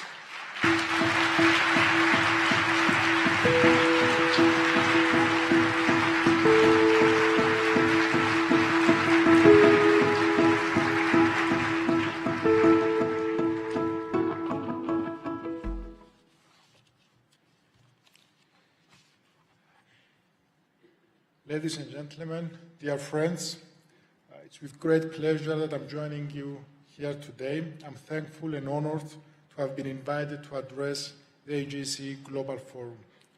From the outset, I would like to congratulate the leadership as well as the members of AJC for the extremely valuable work you have been doing. You are an effective advocate for human and civil rights, a committed fighter against racism, a dedicated guardian of religious tolerance, and a determined and vigilant polemic of anti-Semitism. At the same time, your work over the years has political impact. Through that, AJC influences geopolitical thinking and helps morph the diplomatic praxis. It is within this context that one places the constantly deepening ties between Cyprus and the American Jewish community. This is a new reality, and it has historic roots. Yet for too long, it was not nurtured. I'm a firm believer of the usefulness of reflective evaluation, especially when normalization becomes a habit. And this is when complacency starts to appear. So let's remember, our relationship has not always been like what we now take for granted. Just a few years ago, it would have been unusual for me to be here, or for AJC to be the organization with which the Cypriot Minister of Foreign Affairs interacted more frequently in the last year. For this, we owe a debt of gratitude to our predecessors who had a vision to see the obvious. Our interests converge. I publicly expressed deep appreciation for the joint advocacy and cooperation undertaken by AJC and the Hellenic American Leadership Council. We made each other stronger.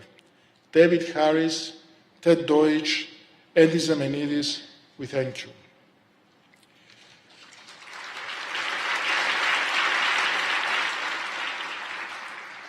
I will be focusing on three aspects or other expressions of our engagement.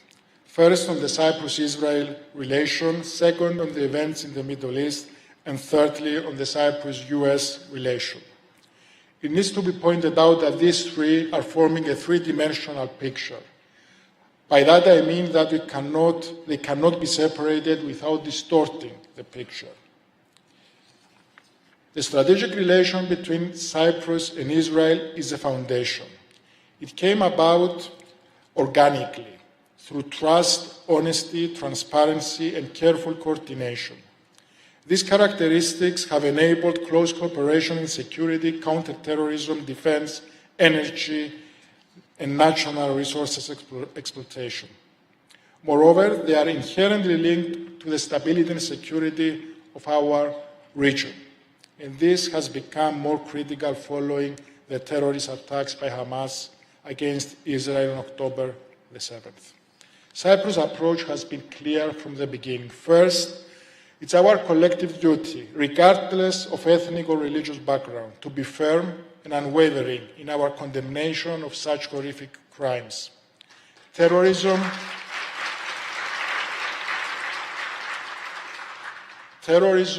is terrorism. No excuses, no ifs or buts.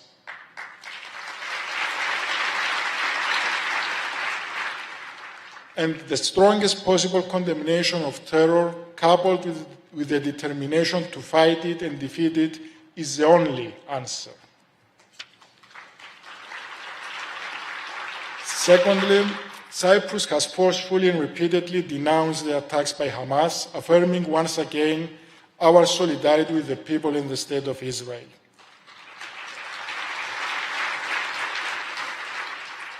We have stated at every opportunity that the right to self-defense, in accordance with international law, is unquestionable. Thirdly, as an EU member state, we have strongly supported dismantling Hamas terrorist capacities and financial network, including through imposing sanctions. We have reiterated that the immediate and unconditional release of all hostages is the key to ending this crisis.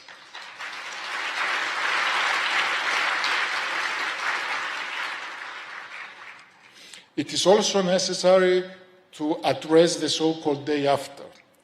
We are in complete agreement with both the United States and the European Union about reviving the Middle East peace process. This would be ensuring an enduring security for Israel and all the region. Sixth, it's important that a politically reformed and economically stable Palestinian Authority in Gaza is a guarantee for Israel's peace and security. Let me now turn to what Cyprus has been doing post-October 7th. We have developed the Maritime Corridor Initiative, and this because we could foresee the escalating humanitarian needs, the closing of the crossings, the start of a long military campaign. We could also understand that the wave of international support for Israel would gradually subside. The political pressure would mount against Israel and the humanitarian situation would become dire. All these are interrelated. Therefore, we decided to attempt a back to the future. What I mean? Cyprus has been connected through maritime navigation with the region for thousands of years. So this could be the sea path that could take aid into Gaza through using vessels. And that essentially had one integral precondition, the cooperation with Israel. Cyprus engaged in discussions. We developed a protocol for screening cargo in Cyprus, always in accordance with Israel's elevated security requirements. This has the consequence of making secondary checks obsolete. The technical arrangements have been agreed, and after many trials, failures, frustrations, setbacks, tragedies, and a prolonged period of Cyprus being alone in all this, we did it. Persistence or stubbornness, coupled with methodical work and with a very strong Israel-Cyprus strategic relationship, we managed to attract the attention of the US. The maritime corridor has already proven its value and it's therefore here to stay. We'll continue to build up and scale up. And I want to stress that this is complementing and not substituting any other route for sending humanitarian aid. An international coalition has been formed because of the planning that Cyprus has put together. And the US, with JLOTS, a temporary pier of the Gaza coast, has been instrumental in significantly increasing the quantities of aid going into Gaza, and thus relieving in part the political pressure on Israel. Let's not forget that Turkey, with its pro-Hamas approach, has tried and continues to try to prevent and stop this initiative. This is another reminder where Israel's strategic interests lie, as well as that of the United States. In 40 days from today, it's the 50th anniversary of the Turkish invasion in Cyprus. It is imperative that Cyprus remains a free, sovereign, independent state, one that works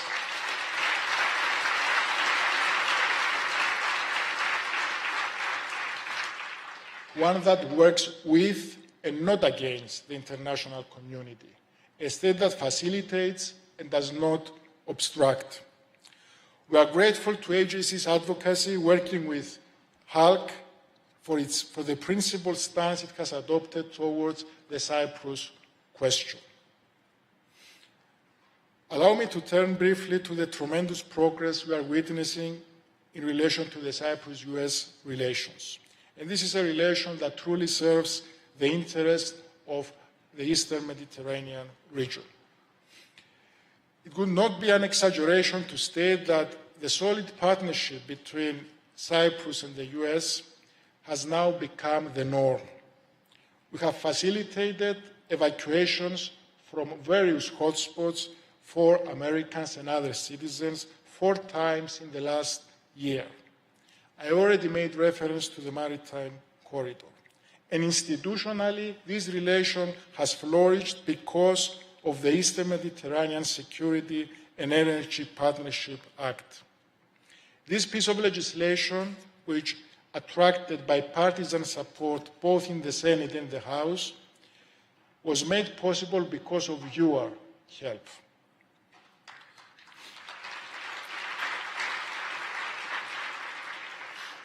I believe that Cyprus has proven its value for the region, for Israel, for the United States. We can do more. We want to do more. And for that, we need your active involvement, not just for Cyprus' benefit, but for our common benefit. And I will just give you an example. Every year, the United States lifts its arms embargo against Cyprus. And this is for a duration of 12 months. This doesn't allow us to plan ahead as regards our military needs. As we speak, a bipartisan bill has been introduced in the House to prolong the period from 1 to 5 years. I call on you to lend your support so that this effort comes to fruition.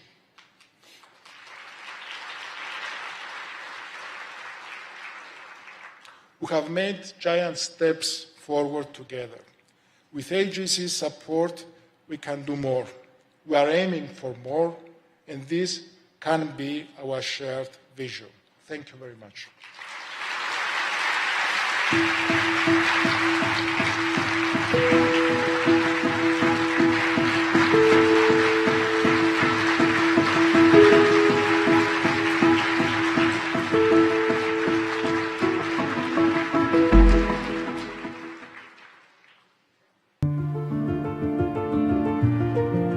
Anti-Semitism on the rise is unacceptable. Education is the most important piece of that because the studies show ages 18 to 24, they are looking at social media posts and assuming that anything that they read is factual and correct, and it's not. And I think that's why the work that AJC is doing with all of the staff and the lay leaders and our educational piece, the way we're pivoting and we're now focusing on that, is crucial because we have to get the facts, we have to get history out there, and it starts in the schools, middle school, high school. If we help the younger students, I think that we will make a change with anti-Semitism, and I would like, hopefully, that to be different for my children and my grandchildren.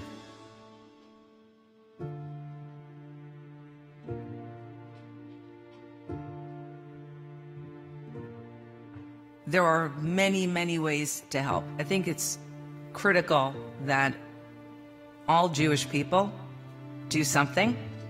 I cannot say what each individual should do.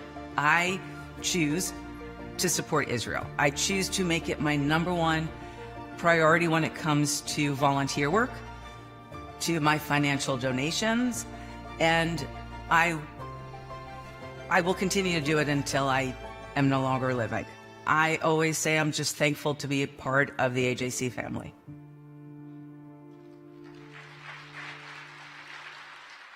Please welcome AJC Board of Governors member Ula Zussman.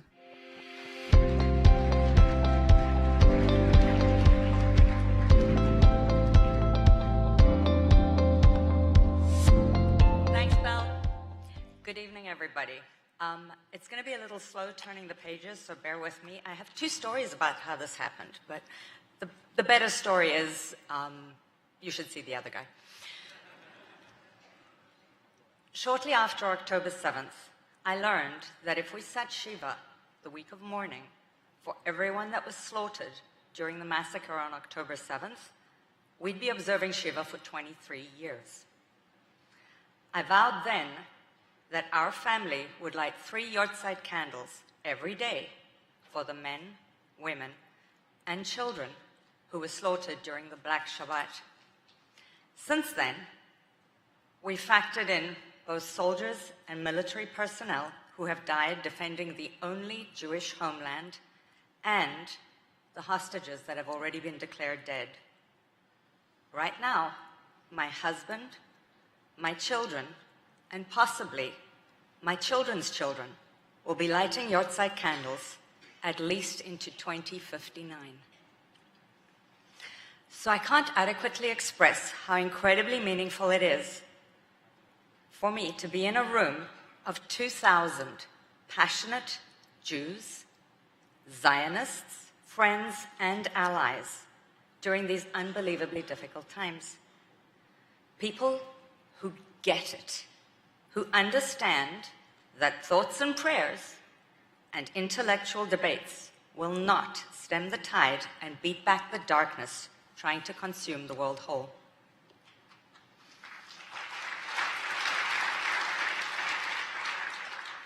I have recently changed my email signature, standard on every email I send out. It reads, if you ever wondered what you would have done in 1930s Germany, you can stop wondering. You're already doing it. And you are all doing it. I wish you could see what I see from this stage. Your souls shine so brightly. I am not alone. We are not alone. This feeling of support, understanding, and united resolve needs to sustain us as we continue to work together to overcome the many challenges with which we are confronted. A year ago, at AJC's Global Forum in Tel Aviv, the country seemed incredibly fragmented, with extensive protests related to judicial overhaul and the divisions in Israeli society coming to the fore. The country appeared embattled in a struggle for its very identity and understanding of itself. 1 year later, Israelis of all backgrounds, faiths, and political affiliations have coalesced into a singular nation, once again facing an existential threat. We know Israel has been forced into its longest war in history, with 120 hostages still in captivity and tens of thousands of Israeli refugees in their own country, some with only the shirts on their backs. To honor all of them, I wear my heart on my figurative sleeve and had an artist paint this on my jacket.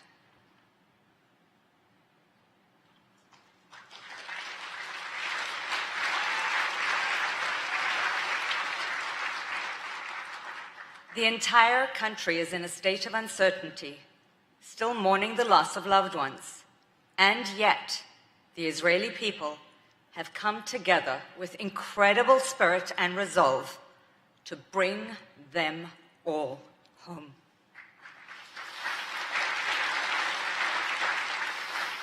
And to protect the only democracy in the Middle East. We know there are ongoing public disagreements over the war and other political issues, protests, and complex and passionate debates over the very future of the country. And I know full well you did not come to Global Forum to hear me. So we must once again turn to those who are embedded in the realities of Israel. We are honored this evening to have with us a stellar panel of Israeli journalists who are a microcosm of the country, representing a kaleidoscope of political and ideological perspectives. Please join me in welcoming Norit Canetti, current affairs and news host of Galei Tzahal and chairperson of the Israeli Journalist Association, Nadav Ha'etzny, a journalist from Israel Today, Ro'i Case, the Arab affairs correspondent from Kan Israeli Public Broadcasting Corporation, and our esteemed moderator, the exceptional, the insightful, the incomparable Dana Weiss, chief political and diplomatic analyst and host of Saturday with Dana Weiss on Channel 12 News.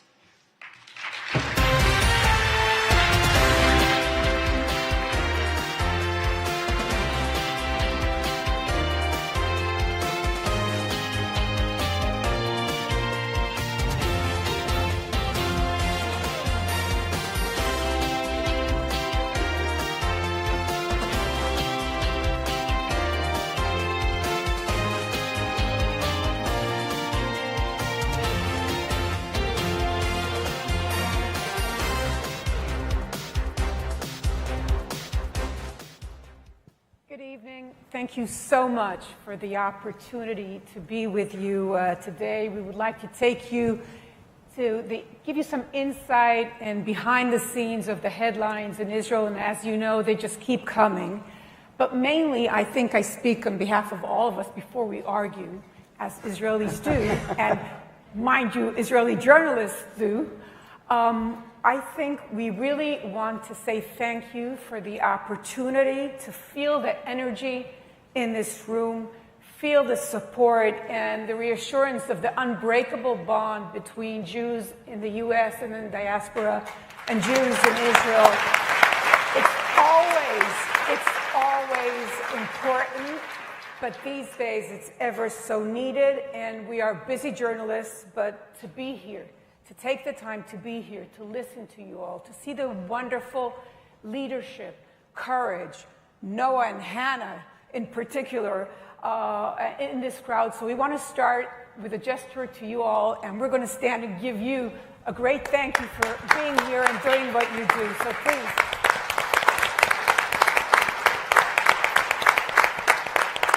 Okay, so now we are standing between you and supper and dinner, but we'll do our best to entertain you. So, you know, in my business, I come from TV. We always say that a picture is worth 1,000 words. So I wanted to start today's panel with the picture that you chose from these past eight months and why you chose it. Let's start with you, Nurit. I chose a picture of Iron Dome. And Iron Dome is an expression of the Israeli force, the Israeli military force and the powerness and the Israeli creativity. But what I feel is since October 7 and till today, it's a disguise. I mean, we are strong. Israel is a strong country and a strong economy.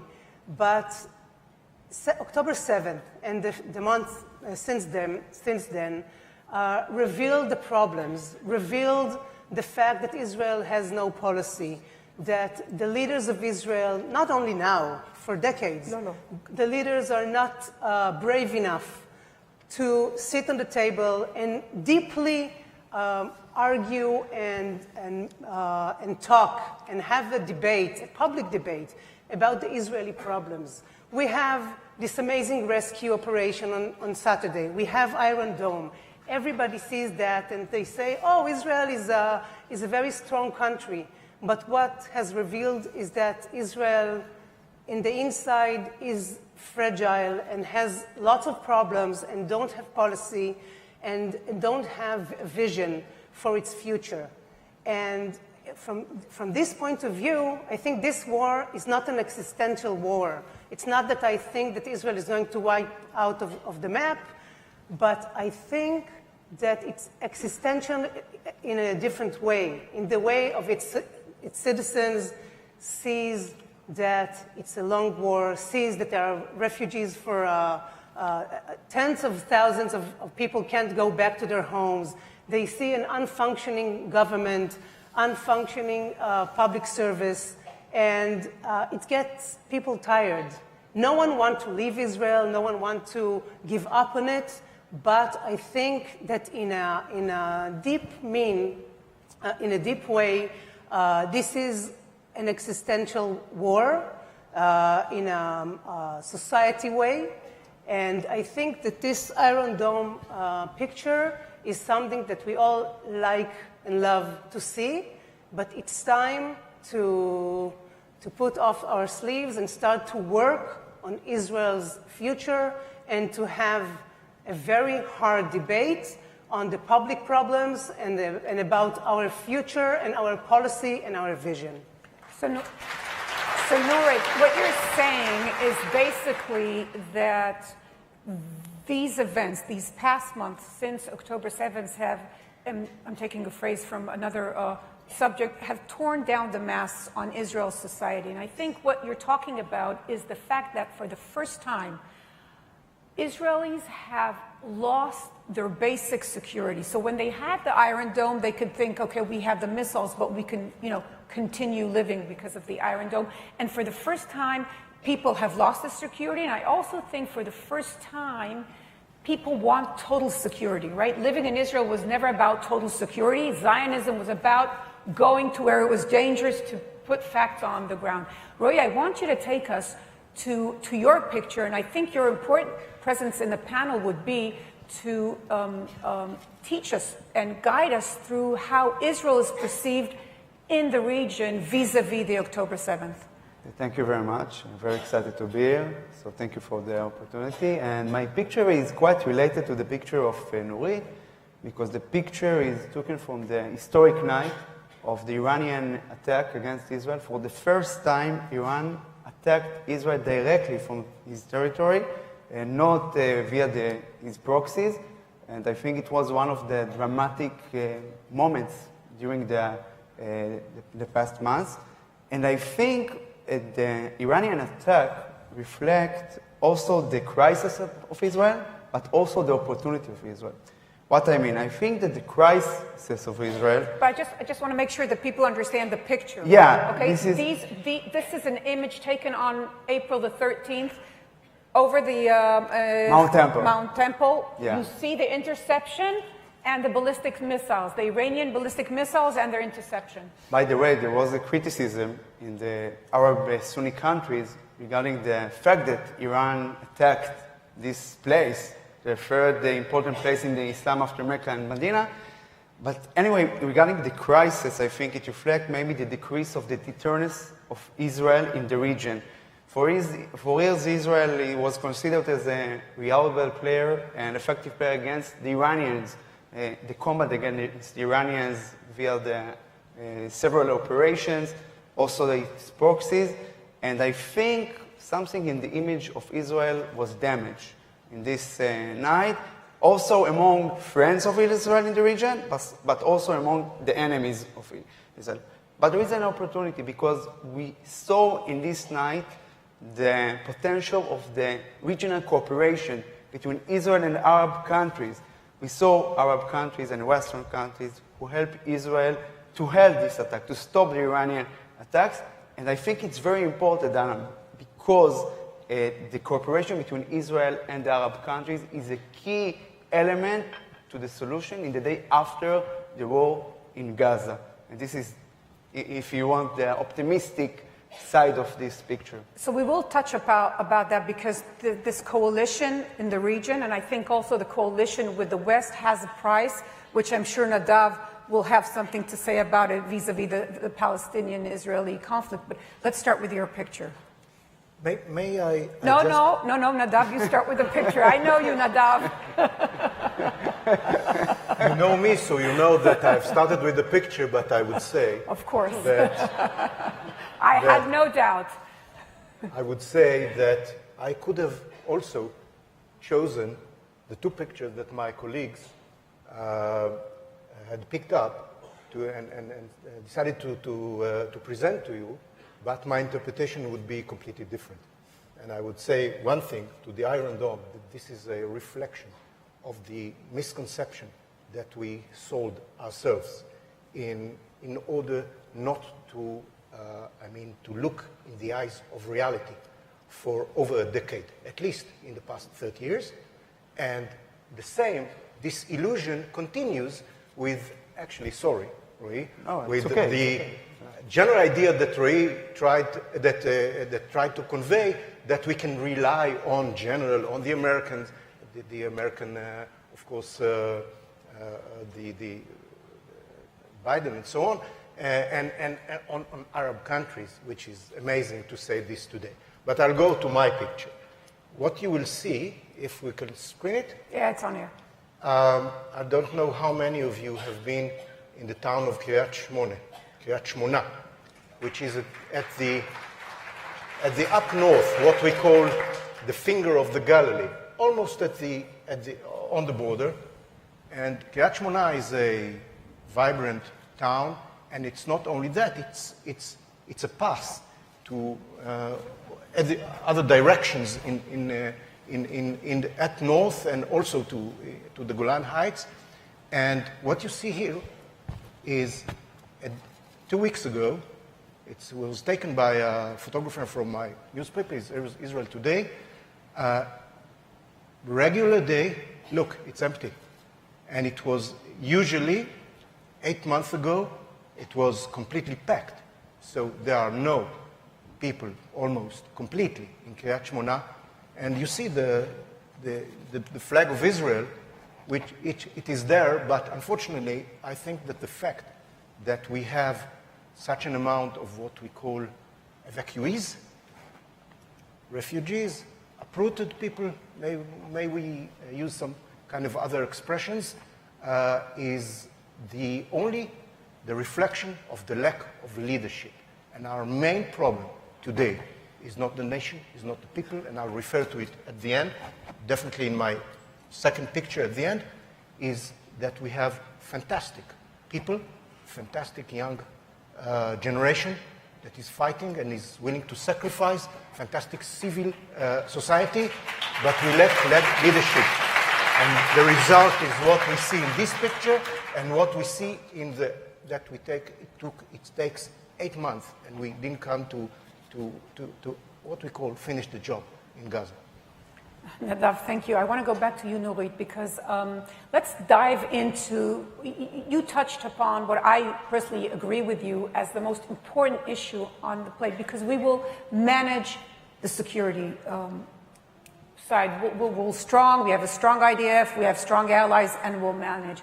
But you touched about the divide inside. And I want to take you to the new government, right? We are on the verge of a new experiment after these 8 months, and for the first time after 8 months, we no longer have this unity government. Gantz and Eisenkot have stepped away. We are now fighting a war with an ultra-right government. We've never had that before. And we have the defense minister, Gallant, and Benny Gantz stand up in front of all the Israeli public and everyone around the world and say, look, there are political issues which are driving the decision-making. What do you make of that? First, I want to tell you all that while we're speaking, in Israel, the parliament was voting yes for the first step of a legislation that releases ultra-Orthodox men out of the army.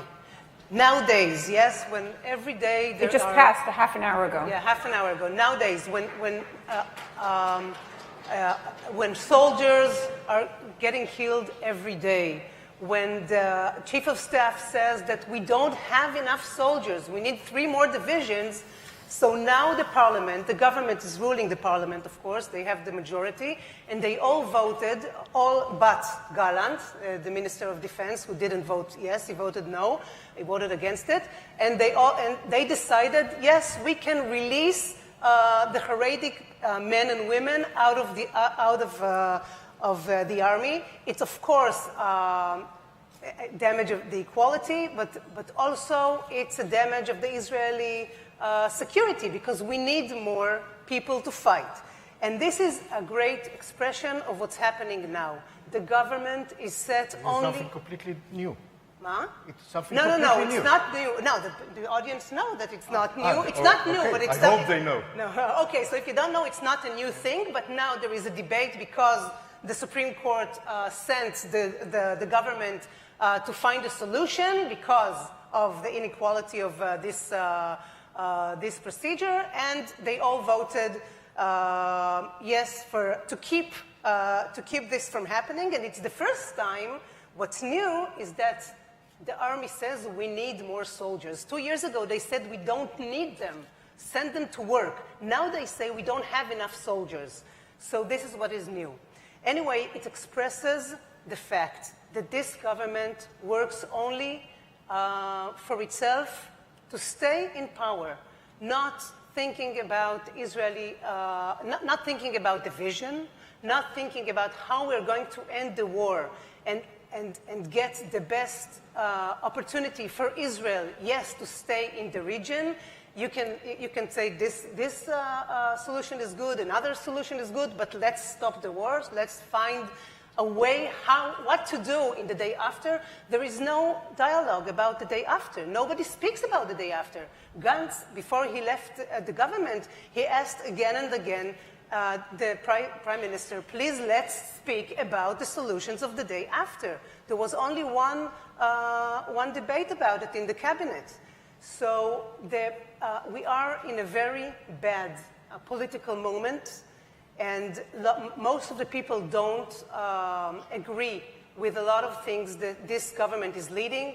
Like they say, we don't have to stop the war in order to release the hostages, but in polls, most of the Israeli public says that they are willing to stop the war in order to bring back the hostages, and there are other issues. And I want to say something about the opposition. It's not that I think that in the oppositions there are people, they are waiting for us, great leaders. No. Even in the oppositions, there are few people, few right-wing leaders that are waiting to collect the mandates, the voices that the electorates that Netanyahu won't get. But they already declared that they are not willing to make a government with Mansour Abbas. Mansour Abbas is Ram leader. He's an Arab leader. He was in the change government, the government of Bennett and Lapid. And I discovered a very brave leader and a very practical leader that wants the Arab society, which is 20% of the Israeli society, to be a part of the society. And they already declared that they are not going to build a government with him. And I think it's problematic for a few, because of few points. One of them is that they won't be able to build a government. And then the other one is this is the talks of October 6th. Israel and the Israeli society has so many things on its table, so many challenges. And to put off 20% of the society, it's not a vision. It's not a way to create a path forward to Israel. It's not a way to find solutions for the problems of the Israeli society and of Israel. Israel anyway. So what you're referring to, Nurdi, is saying that now that we have things have gone back to the political situation we knew in October 6th. So we have this ultra-right government where I think one of the most important things are that half of the soldiers going into battle and reserve feel that they don't have representation. The most important thing, in my opinion, with this unity government, and Gantz paid a very big political price because the polls just came out today on our news. He's losing mandates every day. But he said he's going to do it because he thinks of Israel before politics. But one of the important things was that when soldiers went over to Gaza, or families or parents sent their kids over, they knew that in the government they had representation for their beliefs. Now, for the first time, we have a government that only represents. You know, it's not only beliefs, it's believing that the people sitting in the cabinet and sending them to die are people who are doing everything. The decisions are only for the Israeli interests and are operational. That are operational decisions and not personal decisions. Yes, so I agree. This is going to be a big challenge. We have to see how it unfolds. But for the first time, Israel is really, big wars in Israel were always with the unity government. This is the first time we have a war, and we might face a big war also in the north, where half of the country have no representation, and as Nurit says, have no belief in the government and in the prime minister. Ro'i, this is what Sinwar is praying for. He is praying for this division. He is building on this division. He is sitting in his tunnel and saying, wow, all I have to do is wait. They're fighting within themselves. They're fighting with the U.S. They're fighting with the region. Take us to what you know about Sinwar, and how is he looking at all this and the things unfolding in the region? How long will he hold? I think it's not only Sinwar, Dana. I think it's all the evil exile. Iran and Nasrallah. All of these leaders of this exile, the Iranian exile, they see what happened in Israel even before the 7th October. Hassan Nasrallah, the leader of Hezbollah, speak about the division in Israel and the Israeli society every speech. And I think this is one of the reasons to this attack, because they think that now Israel is in the weakest point ever. So I think that's what we see. And also we have to say, Dana, that one of the main reasons for this attack was the thinking of Sinwar and Hamas that they want to bring back to the front the Palestinian cause. I want to remember that you remember that before the 7th of October, we spoke about what we spoke, Dana, about the normalization between Israel and Saudi Arabia. And Hamas also admit that one of the reasons of the attack was to sabotage this process, and unfortunately they succeed in this issue. I think that now, as we talk about Sinwar, he wants what's important for Sinwar is to stay in the reign in Gaza. This is what's important for him. And they want also to stop the war. In this point, if they stop the war, I think the Iranian exile, for them it will be achievement. We have to admit it. But on the other end, as I mentioned before, the Arab countries think that maybe we can turn this crisis to an opportunity. What I mean that they want not only to figure out or find a solution for Gaza, they want more comprehensive solution to the region in exchange for the normalization between Saudi Arabia and Israel. And I think that now, you mentioned all the political issues, I'm not covering it, but we see a great gap, a big gap between the leadership in Israel regarding this issue, because as Nurit said, no one speaks about the day after, and between the Arab countries who try to turn this crisis to an opportunity. So this is where I want to take you. And I know that Nadav will disagree with me. So I think I would portray it this way. I would say Israel is at the most crucial crossroad it has ever met. On one side, it can continue the campaign in Gaza, then deal with the campaign in the north, then hopefully have power to deal with Iran, which will turn nuclear, and face this international tsunami that we have against Israel, or as the Biden administration is offering, and I think Nurit was referring to, and Ro'i was referring to, there's a willingness in the region, go for a ceasefire, even if it means halting this battle against Hamas, get the hostages, try and get a deal up north instead of going to a war to achieve the deal, build a coalition against Iran, and maybe have time to do the normalization. If you were, at this crossroad, I can guess you were turned to the right. Well, what's interesting is examining the expression continuation. And I will refer to it in a minute. I just want to say, because for you not to be misleaded, what we had today in the Knesset is actually a first stage in a judicial process that only gives an official stamp to the current situation that exists since the beginning of the State of Israel.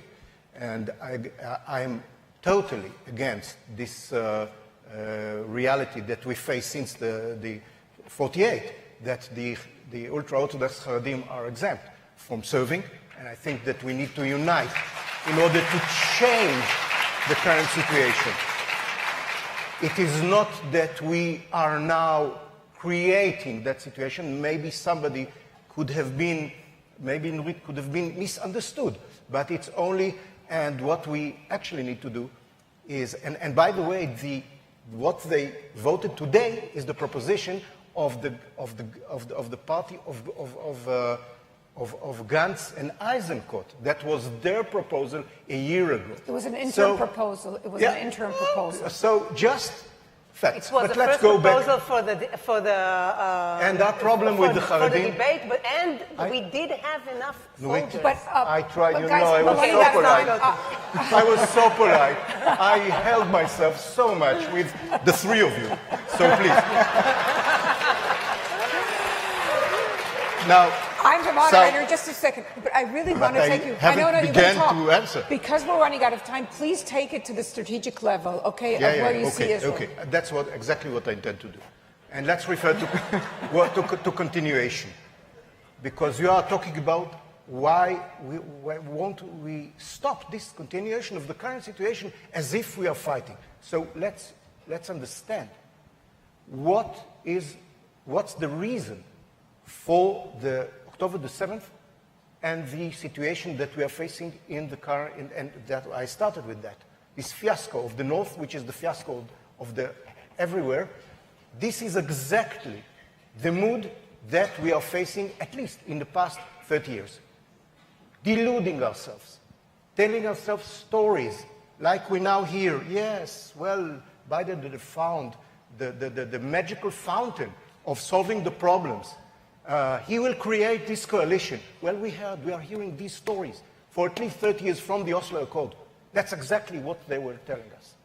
From the Oslo Accord. Yasser Arafat, our greatest enemy, is now a partner. He's a friend. You remember this? Where is, what does, where's Yasser Arafat? We know. But what does his fellows and successors, what do they do? What do they teach the children? That there's no state of Israel.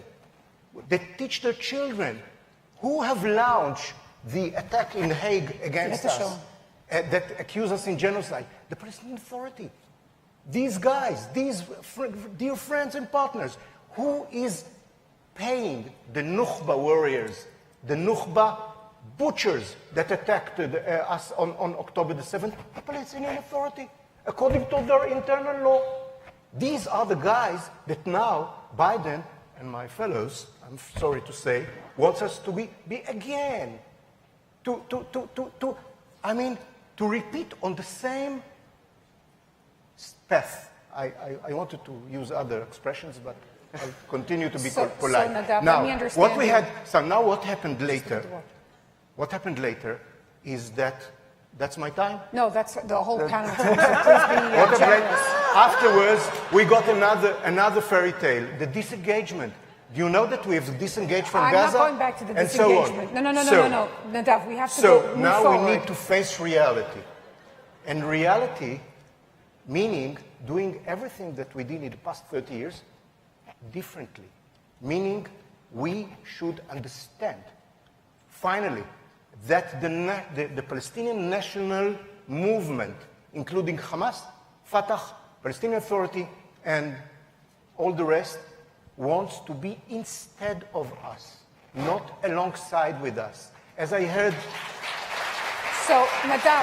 from protesters on Saturday here, we know two states, we want 48. So Nadav, that's exactly the point. Nadav, Let's come. No, we have to leave time. So I want to ask you one short question. So when you hear the Prime Minister say, we respect the U.S., we respect their friendship, we respect the big check that they sign for our security, we respect that they give us ammunition, but if we need, we will fight with our fingers. Do you think that's the right way to put it? That's exactly, by the way, I don't believe Netanyahu. And Netanyahu was part of the conception. And he did the same. He was talking right and doing left, by the way. And still, he's playing.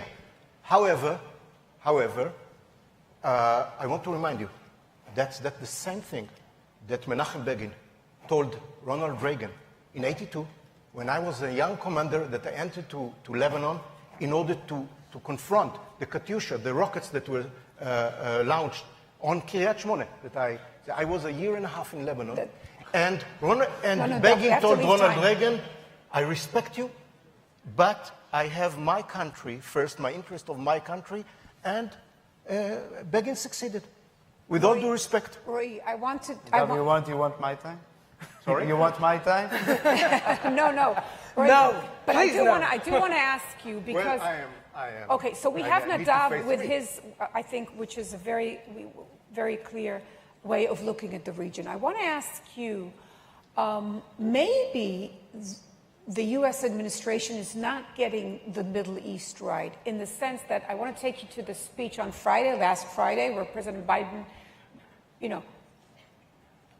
shared with the world the Netanyahu proposal for this ceasefire. I mean, Biden told the ministers of the cabinet before they saw the paper. I heard from people in Israel saying, well, Biden doesn't get it because this is exactly what makes Sinwar entrench in his idea. Do you think that the American perspective is coherent with what you know about the region? I think they have lack in knowledge of the region, because I think when we see it regarding how the Arab countries saw this administration. What I mean, you know, before 2 or 3 years, we saw Arab countries such as Saudi Arabia and United Emirates, you know, getting again closer to Iran. It was a reaction for the elections in the United States after Biden was elected, because they thought that maybe Biden's administration doesn't know exactly what is going on in the Middle East. So I think there is a lack of knowledge, but I think they have good intentions. I don't think the Biden administration tried to do something that is bad for the region. But it still doesn't get, I think, how the Arab countries think, and so, and also Hamas, because you said that there is a lot of political issues in Israel. Also, really, no, we didn't mention it, but yeah. So I think it's part of the issue, and we have to remember, Dana, we spoke about the Saudi Arabia and Israel normalization. You know, everything here is interest, because there is a normalization that the United States want, and there is the defense pact between Saudi Arabia and the United States. That this is the main issue that's important for the Saudis, and also I think the Americans. But I think they use the normalization with Saudi Arabia to try to convince that we can create another region. And I think it's, right now it's, I don't know how much it's realistic in this past, but I want to be optimistic, as I said, because I disagree on that. I think that the cooperation between the Arab countries and Israel is very important, and I think that the Abraham Accords very important. And we have to remember, Nadav, that now in Arab countries there is a clear Palestinian sentiment.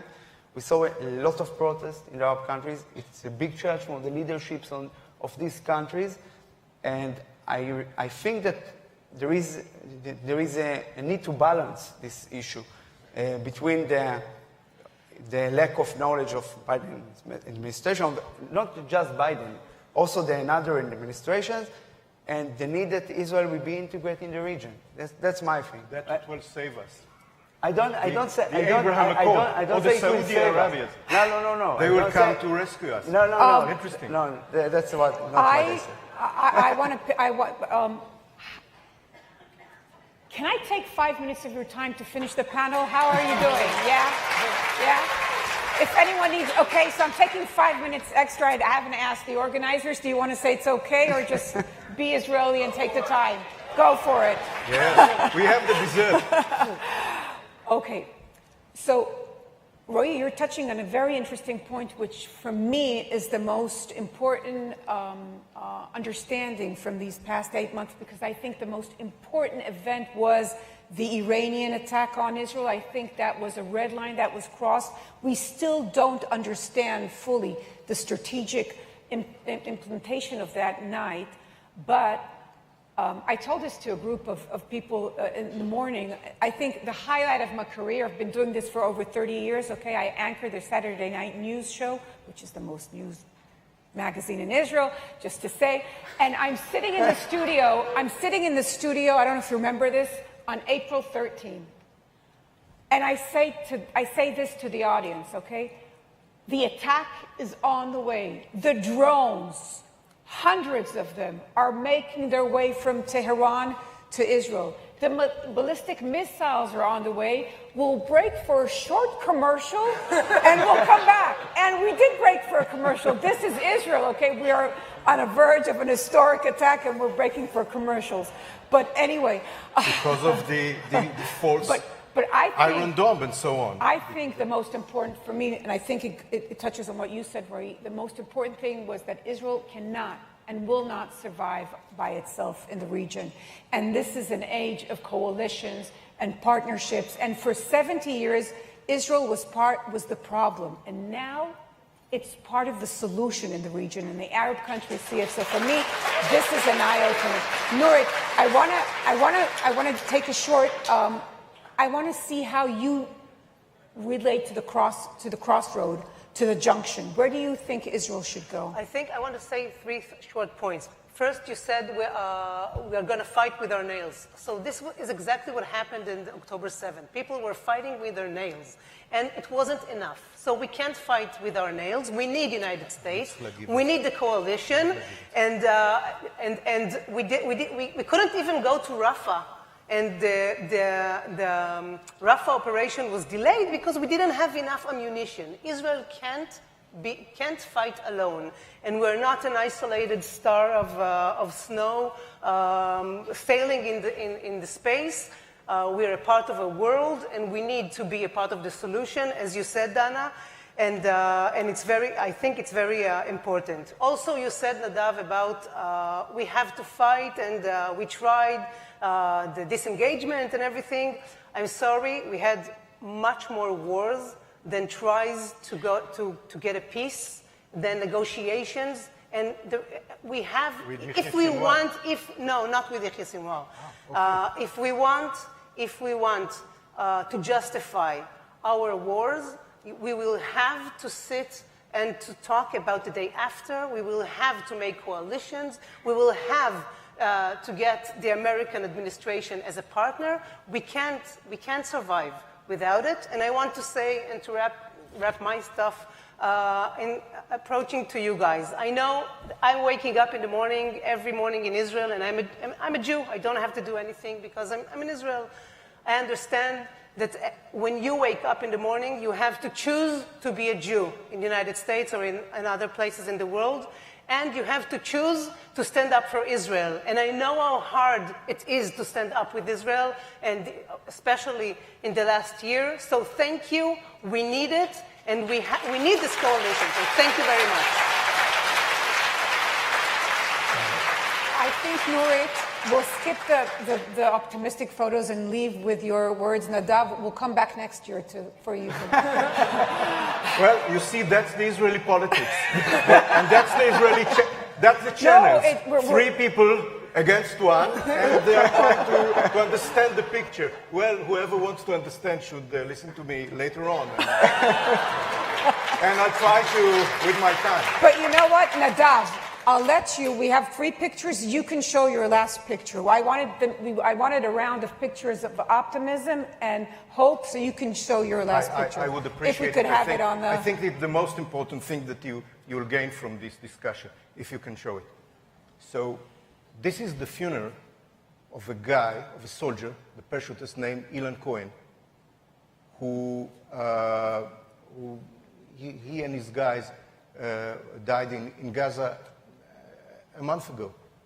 Ilan Cohen was a soldier who came from Argentine, and he, with immense efforts, he succeeded in learning Hebrew and going to the parachutists, to Battalion 202, and he and other 3 fellows died in Gaza.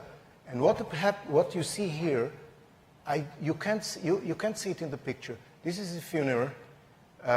His mother and brother and grandfather were talking, and others. And there was a message in the WhatsApp groups, in the WhatsApp and so on, that he's a soul, and that might be not enough participant in the funeral. So, actually, I was there with my wife. Of course, we didn't know him. Friends that we know, my son-in-law, that we revealed there in the audience. There were thousands of people who came. And most of us, me included, could not see the grave at all, because we were on other sides of Har Herzl, of Mount Herzl. And this is part of the unity that we do share, unlike what the impression that you can gain from this forum, that we do share. And we have, this gives us strength, and we revealed it since the October the 7th in every possible way. And what we need to fix is our leadership, and everything will be okay. So, Roee, Nurit, and Adav, thank you so much.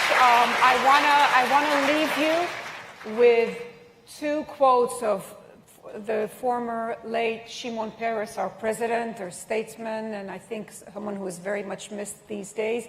First of all, he said that Israel is a country where the people bless the land and not the land, the people, and I think that is very true.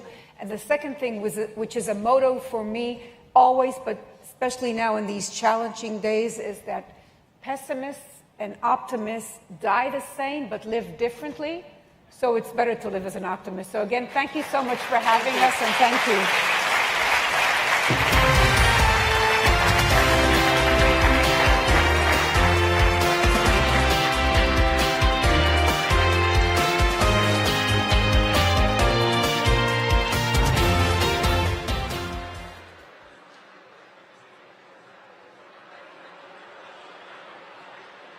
Greetings from Jerusalem to Congressman Ted Deutsch and to all of you at the American Jewish Committee's annual policy conference. I want to thank you for standing up for Israel, for standing up for the truth. Israel is fighting a just war with just means. We're fighting not only for ourselves, we're fighting for every democracy faced with terrorist savages who not only target civilians, but also hide behind civilians. These savage terrorists have perpetrated the worst violence against the Jewish people in one day since the Holocaust. They murdered babies, they burned people alive, they raped women and beheaded them, they took hostages. We have to make sure that Hamas is destroyed. Its military capabilities and governing capabilities are gone. We have to secure the release of our hostages, and we have to make sure that Gaza no longer poses a threat to Israel. This is as just a war as you can find in history. Yet Israel is maligned, Israel is vilified, even though most of the American people understand who is right and who is wrong. I know that for that purpose, you are standing up, you make your voice heard, you make our voice heard. And I want to thank you for that again. Yesterday we had a glorious day in Gaza. Israel's Special Anti-Terror Force penetrated the layers of the terrorist monsters of Hamas, killed the terrorist, rescued 4 hostages. This was an operation of incredible ingenuity and courage, but also a great sacrifice. We lost Arnon Zmora, a brave commander who led his people right into the fire. I decided today in the cabinet meeting to call the rescue operation Operation Arnon in his honor. This is pretty much what Yitzhak Rabin did almost 50 years ago when he named the rescue operation in Entebbe after my brother, Jonathan, who commanded the rescue party that secured the release of 103 Jewish hostages. This is the tradition and the story of our people. Great courage, great sacrifice, and success. It's your story too. Keep doing this. Please welcome AJC Executive Council member Melanie Nelkin. עוד לא עבדה תקוותנו להיות חופשי בארצנו שמע ישראל. As we continue our tribute to the heroes of Israel, we now turn our focus to a remarkable individual whose courage and resourcefulness saved countless lives amidst the horrors of October 7th. Nasreen Yusuf, a Druze Israeli and mother of 4, found herself at the forefront of a terrifying situation on the southern Gaza border. In the face of imminent danger, Nasreen's quick thinking and bravery not only prevented a bloodbath in her community, but also provided vital intelligence to the Israeli Defense Forces, averting further catastrophe. I had the privilege of meeting Nasreen several months ago during an AJC Leadership Solidarity mission to Israel. We were in shock as she emotionally recalled her experience to us, which unfolded like a suspense thriller movie. But it wasn't. It was real. And we all bared witness that day, and I will never forget Nasreen or her story. Nasreen's actions, which you'll learn more about in just a moment, exemplify the resilience and unwavering determination of the Israeli people, despite facing personal danger and what must have been unimaginable stress. Nasreen remained steadfast in her commitment to protect her family, her home, and her beloved community, where she's lived for 15 years. Her courage and heroics in the face of adversity serves as a beacon of hope and inspiration to all of us. She exemplifies what we know as an Eshet Chayil, a woman of valor. And today we honor Nasreen as a true hero of Israel, whose selfless actions embody the spirit of strength, compassion, and defiance against terror. Please direct your attention to the screens.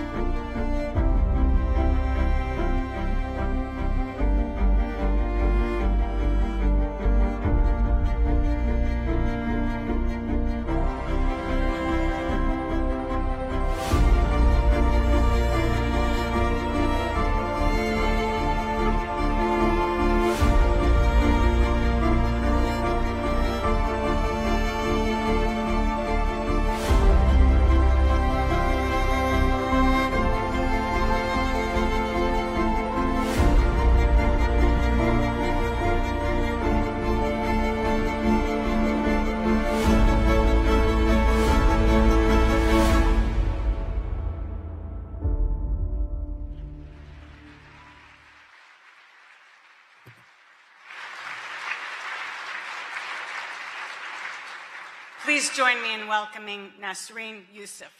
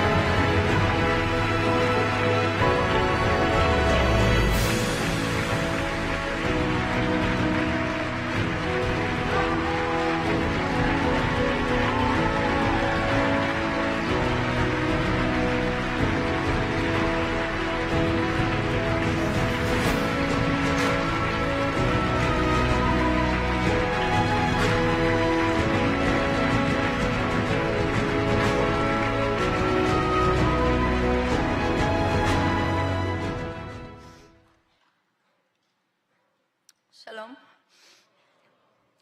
קוראים לי נסרין יוסף, בת העדה הדרוזית, נשואה ליד, משרת קבע בצה"ל, ואימא לשירון, בת 14, שנמצאת כאן היום איתי.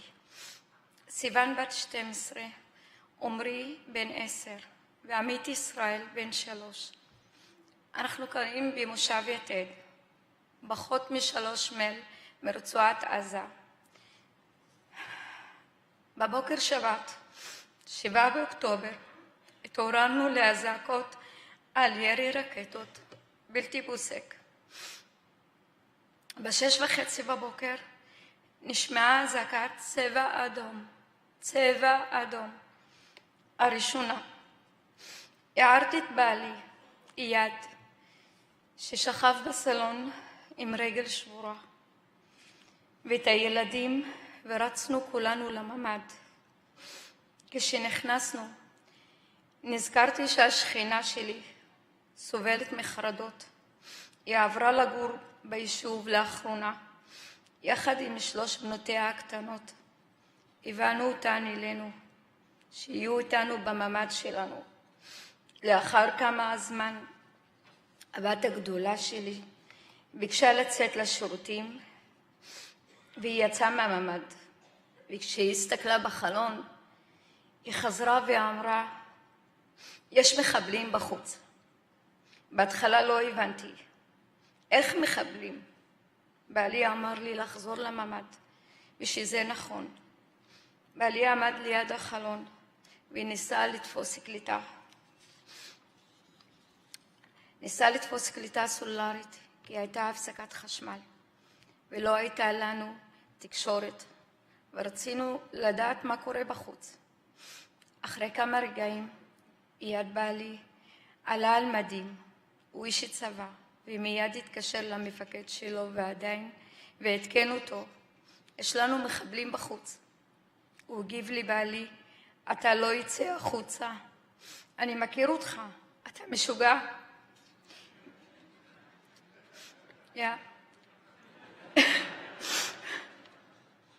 בעלי סיכם את השיחה באמירה, כבוד לי למות על מדים, במקום למות כמו העכבר בתוך הממ"ד.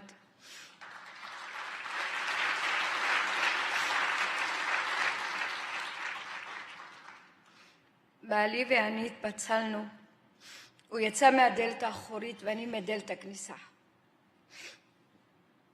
ואז אני פגשתי את המחבל הראשון. רצתי אליו, תפסתי אותו מהגרון ואמרתי לו בערבית, תסתכל לי בעיניים. אני לא מפחדת ממך. מאיפה נכנסת? מי שלח אותך? הוא הצביע וראה לי בדיוק. וסיפר לי שיש עוד מחבלים בחממה. חברי כיתת הכוננות של המושב תפסו עוד 4 מחבלים. ואני התחלתי לתשאל אותם. הבטחתי להם כסף, זהב, שעזור להם לברוח, העיקר לחלץ מידע. אחד מהם לא רצה לשתף פעולה, אבל הרוב כן. אפילו סיפר לי על עוד חוליה שנמצאת בתוך היישוב. וככה סייע לכוחות הביטחון שלנו.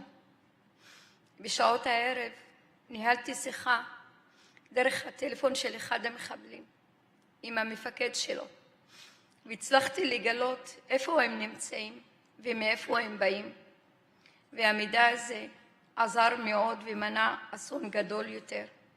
הצבא הגיע בשבת בשעה 7 בערב, מעל 12 שעות אחרי תחילת האירוע.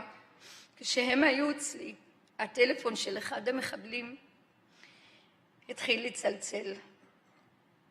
הקצין שהיה לידי ביקש ממני לענות. על המסך הופיע את השם בערבית. זה לא היה שם פרטי, אלא כינוי אל האש. אש זה שם כן של ציפור. לא הצלחתי לפתוח את הטלפון. כששאלתי את המחבלים למי הוא שייך, התברר שהוא של המחבל שסירב לשתף איתי פעולה קודם יותר. ביקשתי ממנו שיפתח לי את הטלפון, והוא בטח.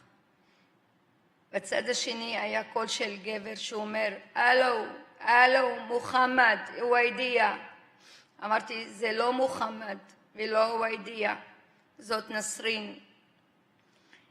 הזדהיתי בתור אישה ערבייה, גרה ליד הגדר, בצד הישראלי, וסיפרתי שיש לי דירת מסתור, ושכל החברים שלו אצלי, ואני שומרת עליהם. הוא שאל אותי שוב ושוב מי אני. בכל פעם שאמרתי לו אותם דברים, אני נסרין, אני ערבייה. שאלתי אותו איפה הם נמצאים, הוא נתן לי את המיקום שלו. הוא ביקש לדבר עם אחד המחבלים. שאלתי אותו עם מי מהם.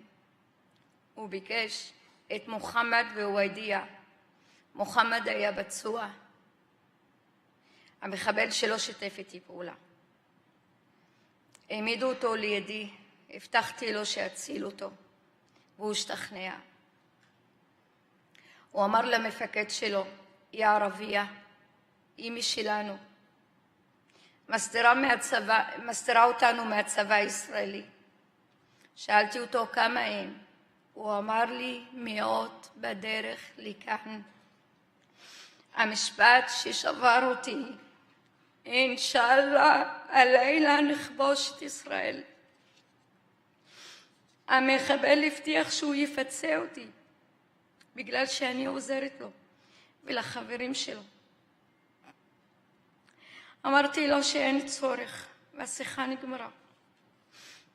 כשהמשכתי לתשאל את המחבלים שאלות, אחד מהם הראה לי קבלות שנתנו לו חמאס עבור כל יהודי שהוא ירצח, בין 5 ל-25 דולר לכל יהודי. הזדעזעתי לראות שיש ערך כספי לחיי אדם, לא משנה מי האדם.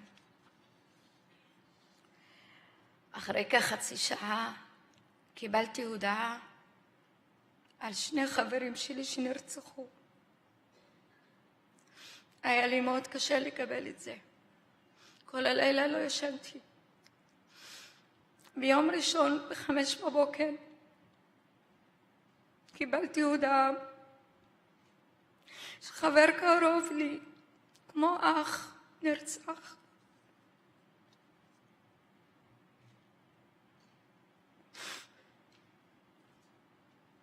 זה היה נורא. כוחות הצבא נוספים הגיעו ביום ראשון, 5 בבוקר. ויתרו מחבלים שהסתתרו בתוך הפרדס לידינו. ביום שני בבוקר באו מהשב"כ ולקחו את כל המחבלים. היינו מותשים ולא ידענו מה גודל האסון.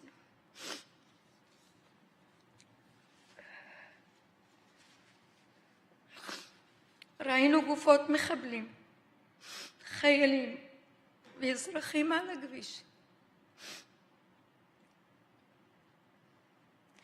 ראיתי שכנה באוטו, ירויה בראש. התחלתי לקרוא שמע ישראל, שמע ישראל, ולבכות עד שאיבדתי את הקול שלי. לא הייתי מסוגלת לדבר. חודשיים הייתי בלי קול. רק אחרי יומיים ראיתי את רשימת הנרצחים. 7 באוקטובר הוא תאריך שאי אפשר לשכוח. איבדתי מעל ל-50 חברים. אנשים יקרים ללבי. איבדתי חברים של הילדים שלי. ילדים שגדלו אצלי בבית. מאז החיים שלי השתנו. אנחנו מתמודדים עם מציאות מאוד מאוד קשה. והמלחמה עדיין נמשכת. אני רוצה ואני מקווה שיהיה לנו שקט במדינה. וששאר העולם ימשיך לתמוך במדינה שלי, מדינת ישראל. לתמוך כדי שנוכל להגן על עצמנו ולתת לנו את הכוח להמשיך. מה שהיה ב7 באוקטובר היה שואה לכל דבר. בשנת 2023, חמאס נכנס לבתים שלנו. רצח, אנס, ערף ראשים, ולא רחם על אף אחד. אסור שזה יקרה שוב. אני נסרין, אישה דרוזית, ישראלית, אמא. אני רוצה לגדל את הילדים שלי במדינה שלי, שהם יהיו בטוחים בה ויוכלו לשגשג בה ולהגשים את עצמם.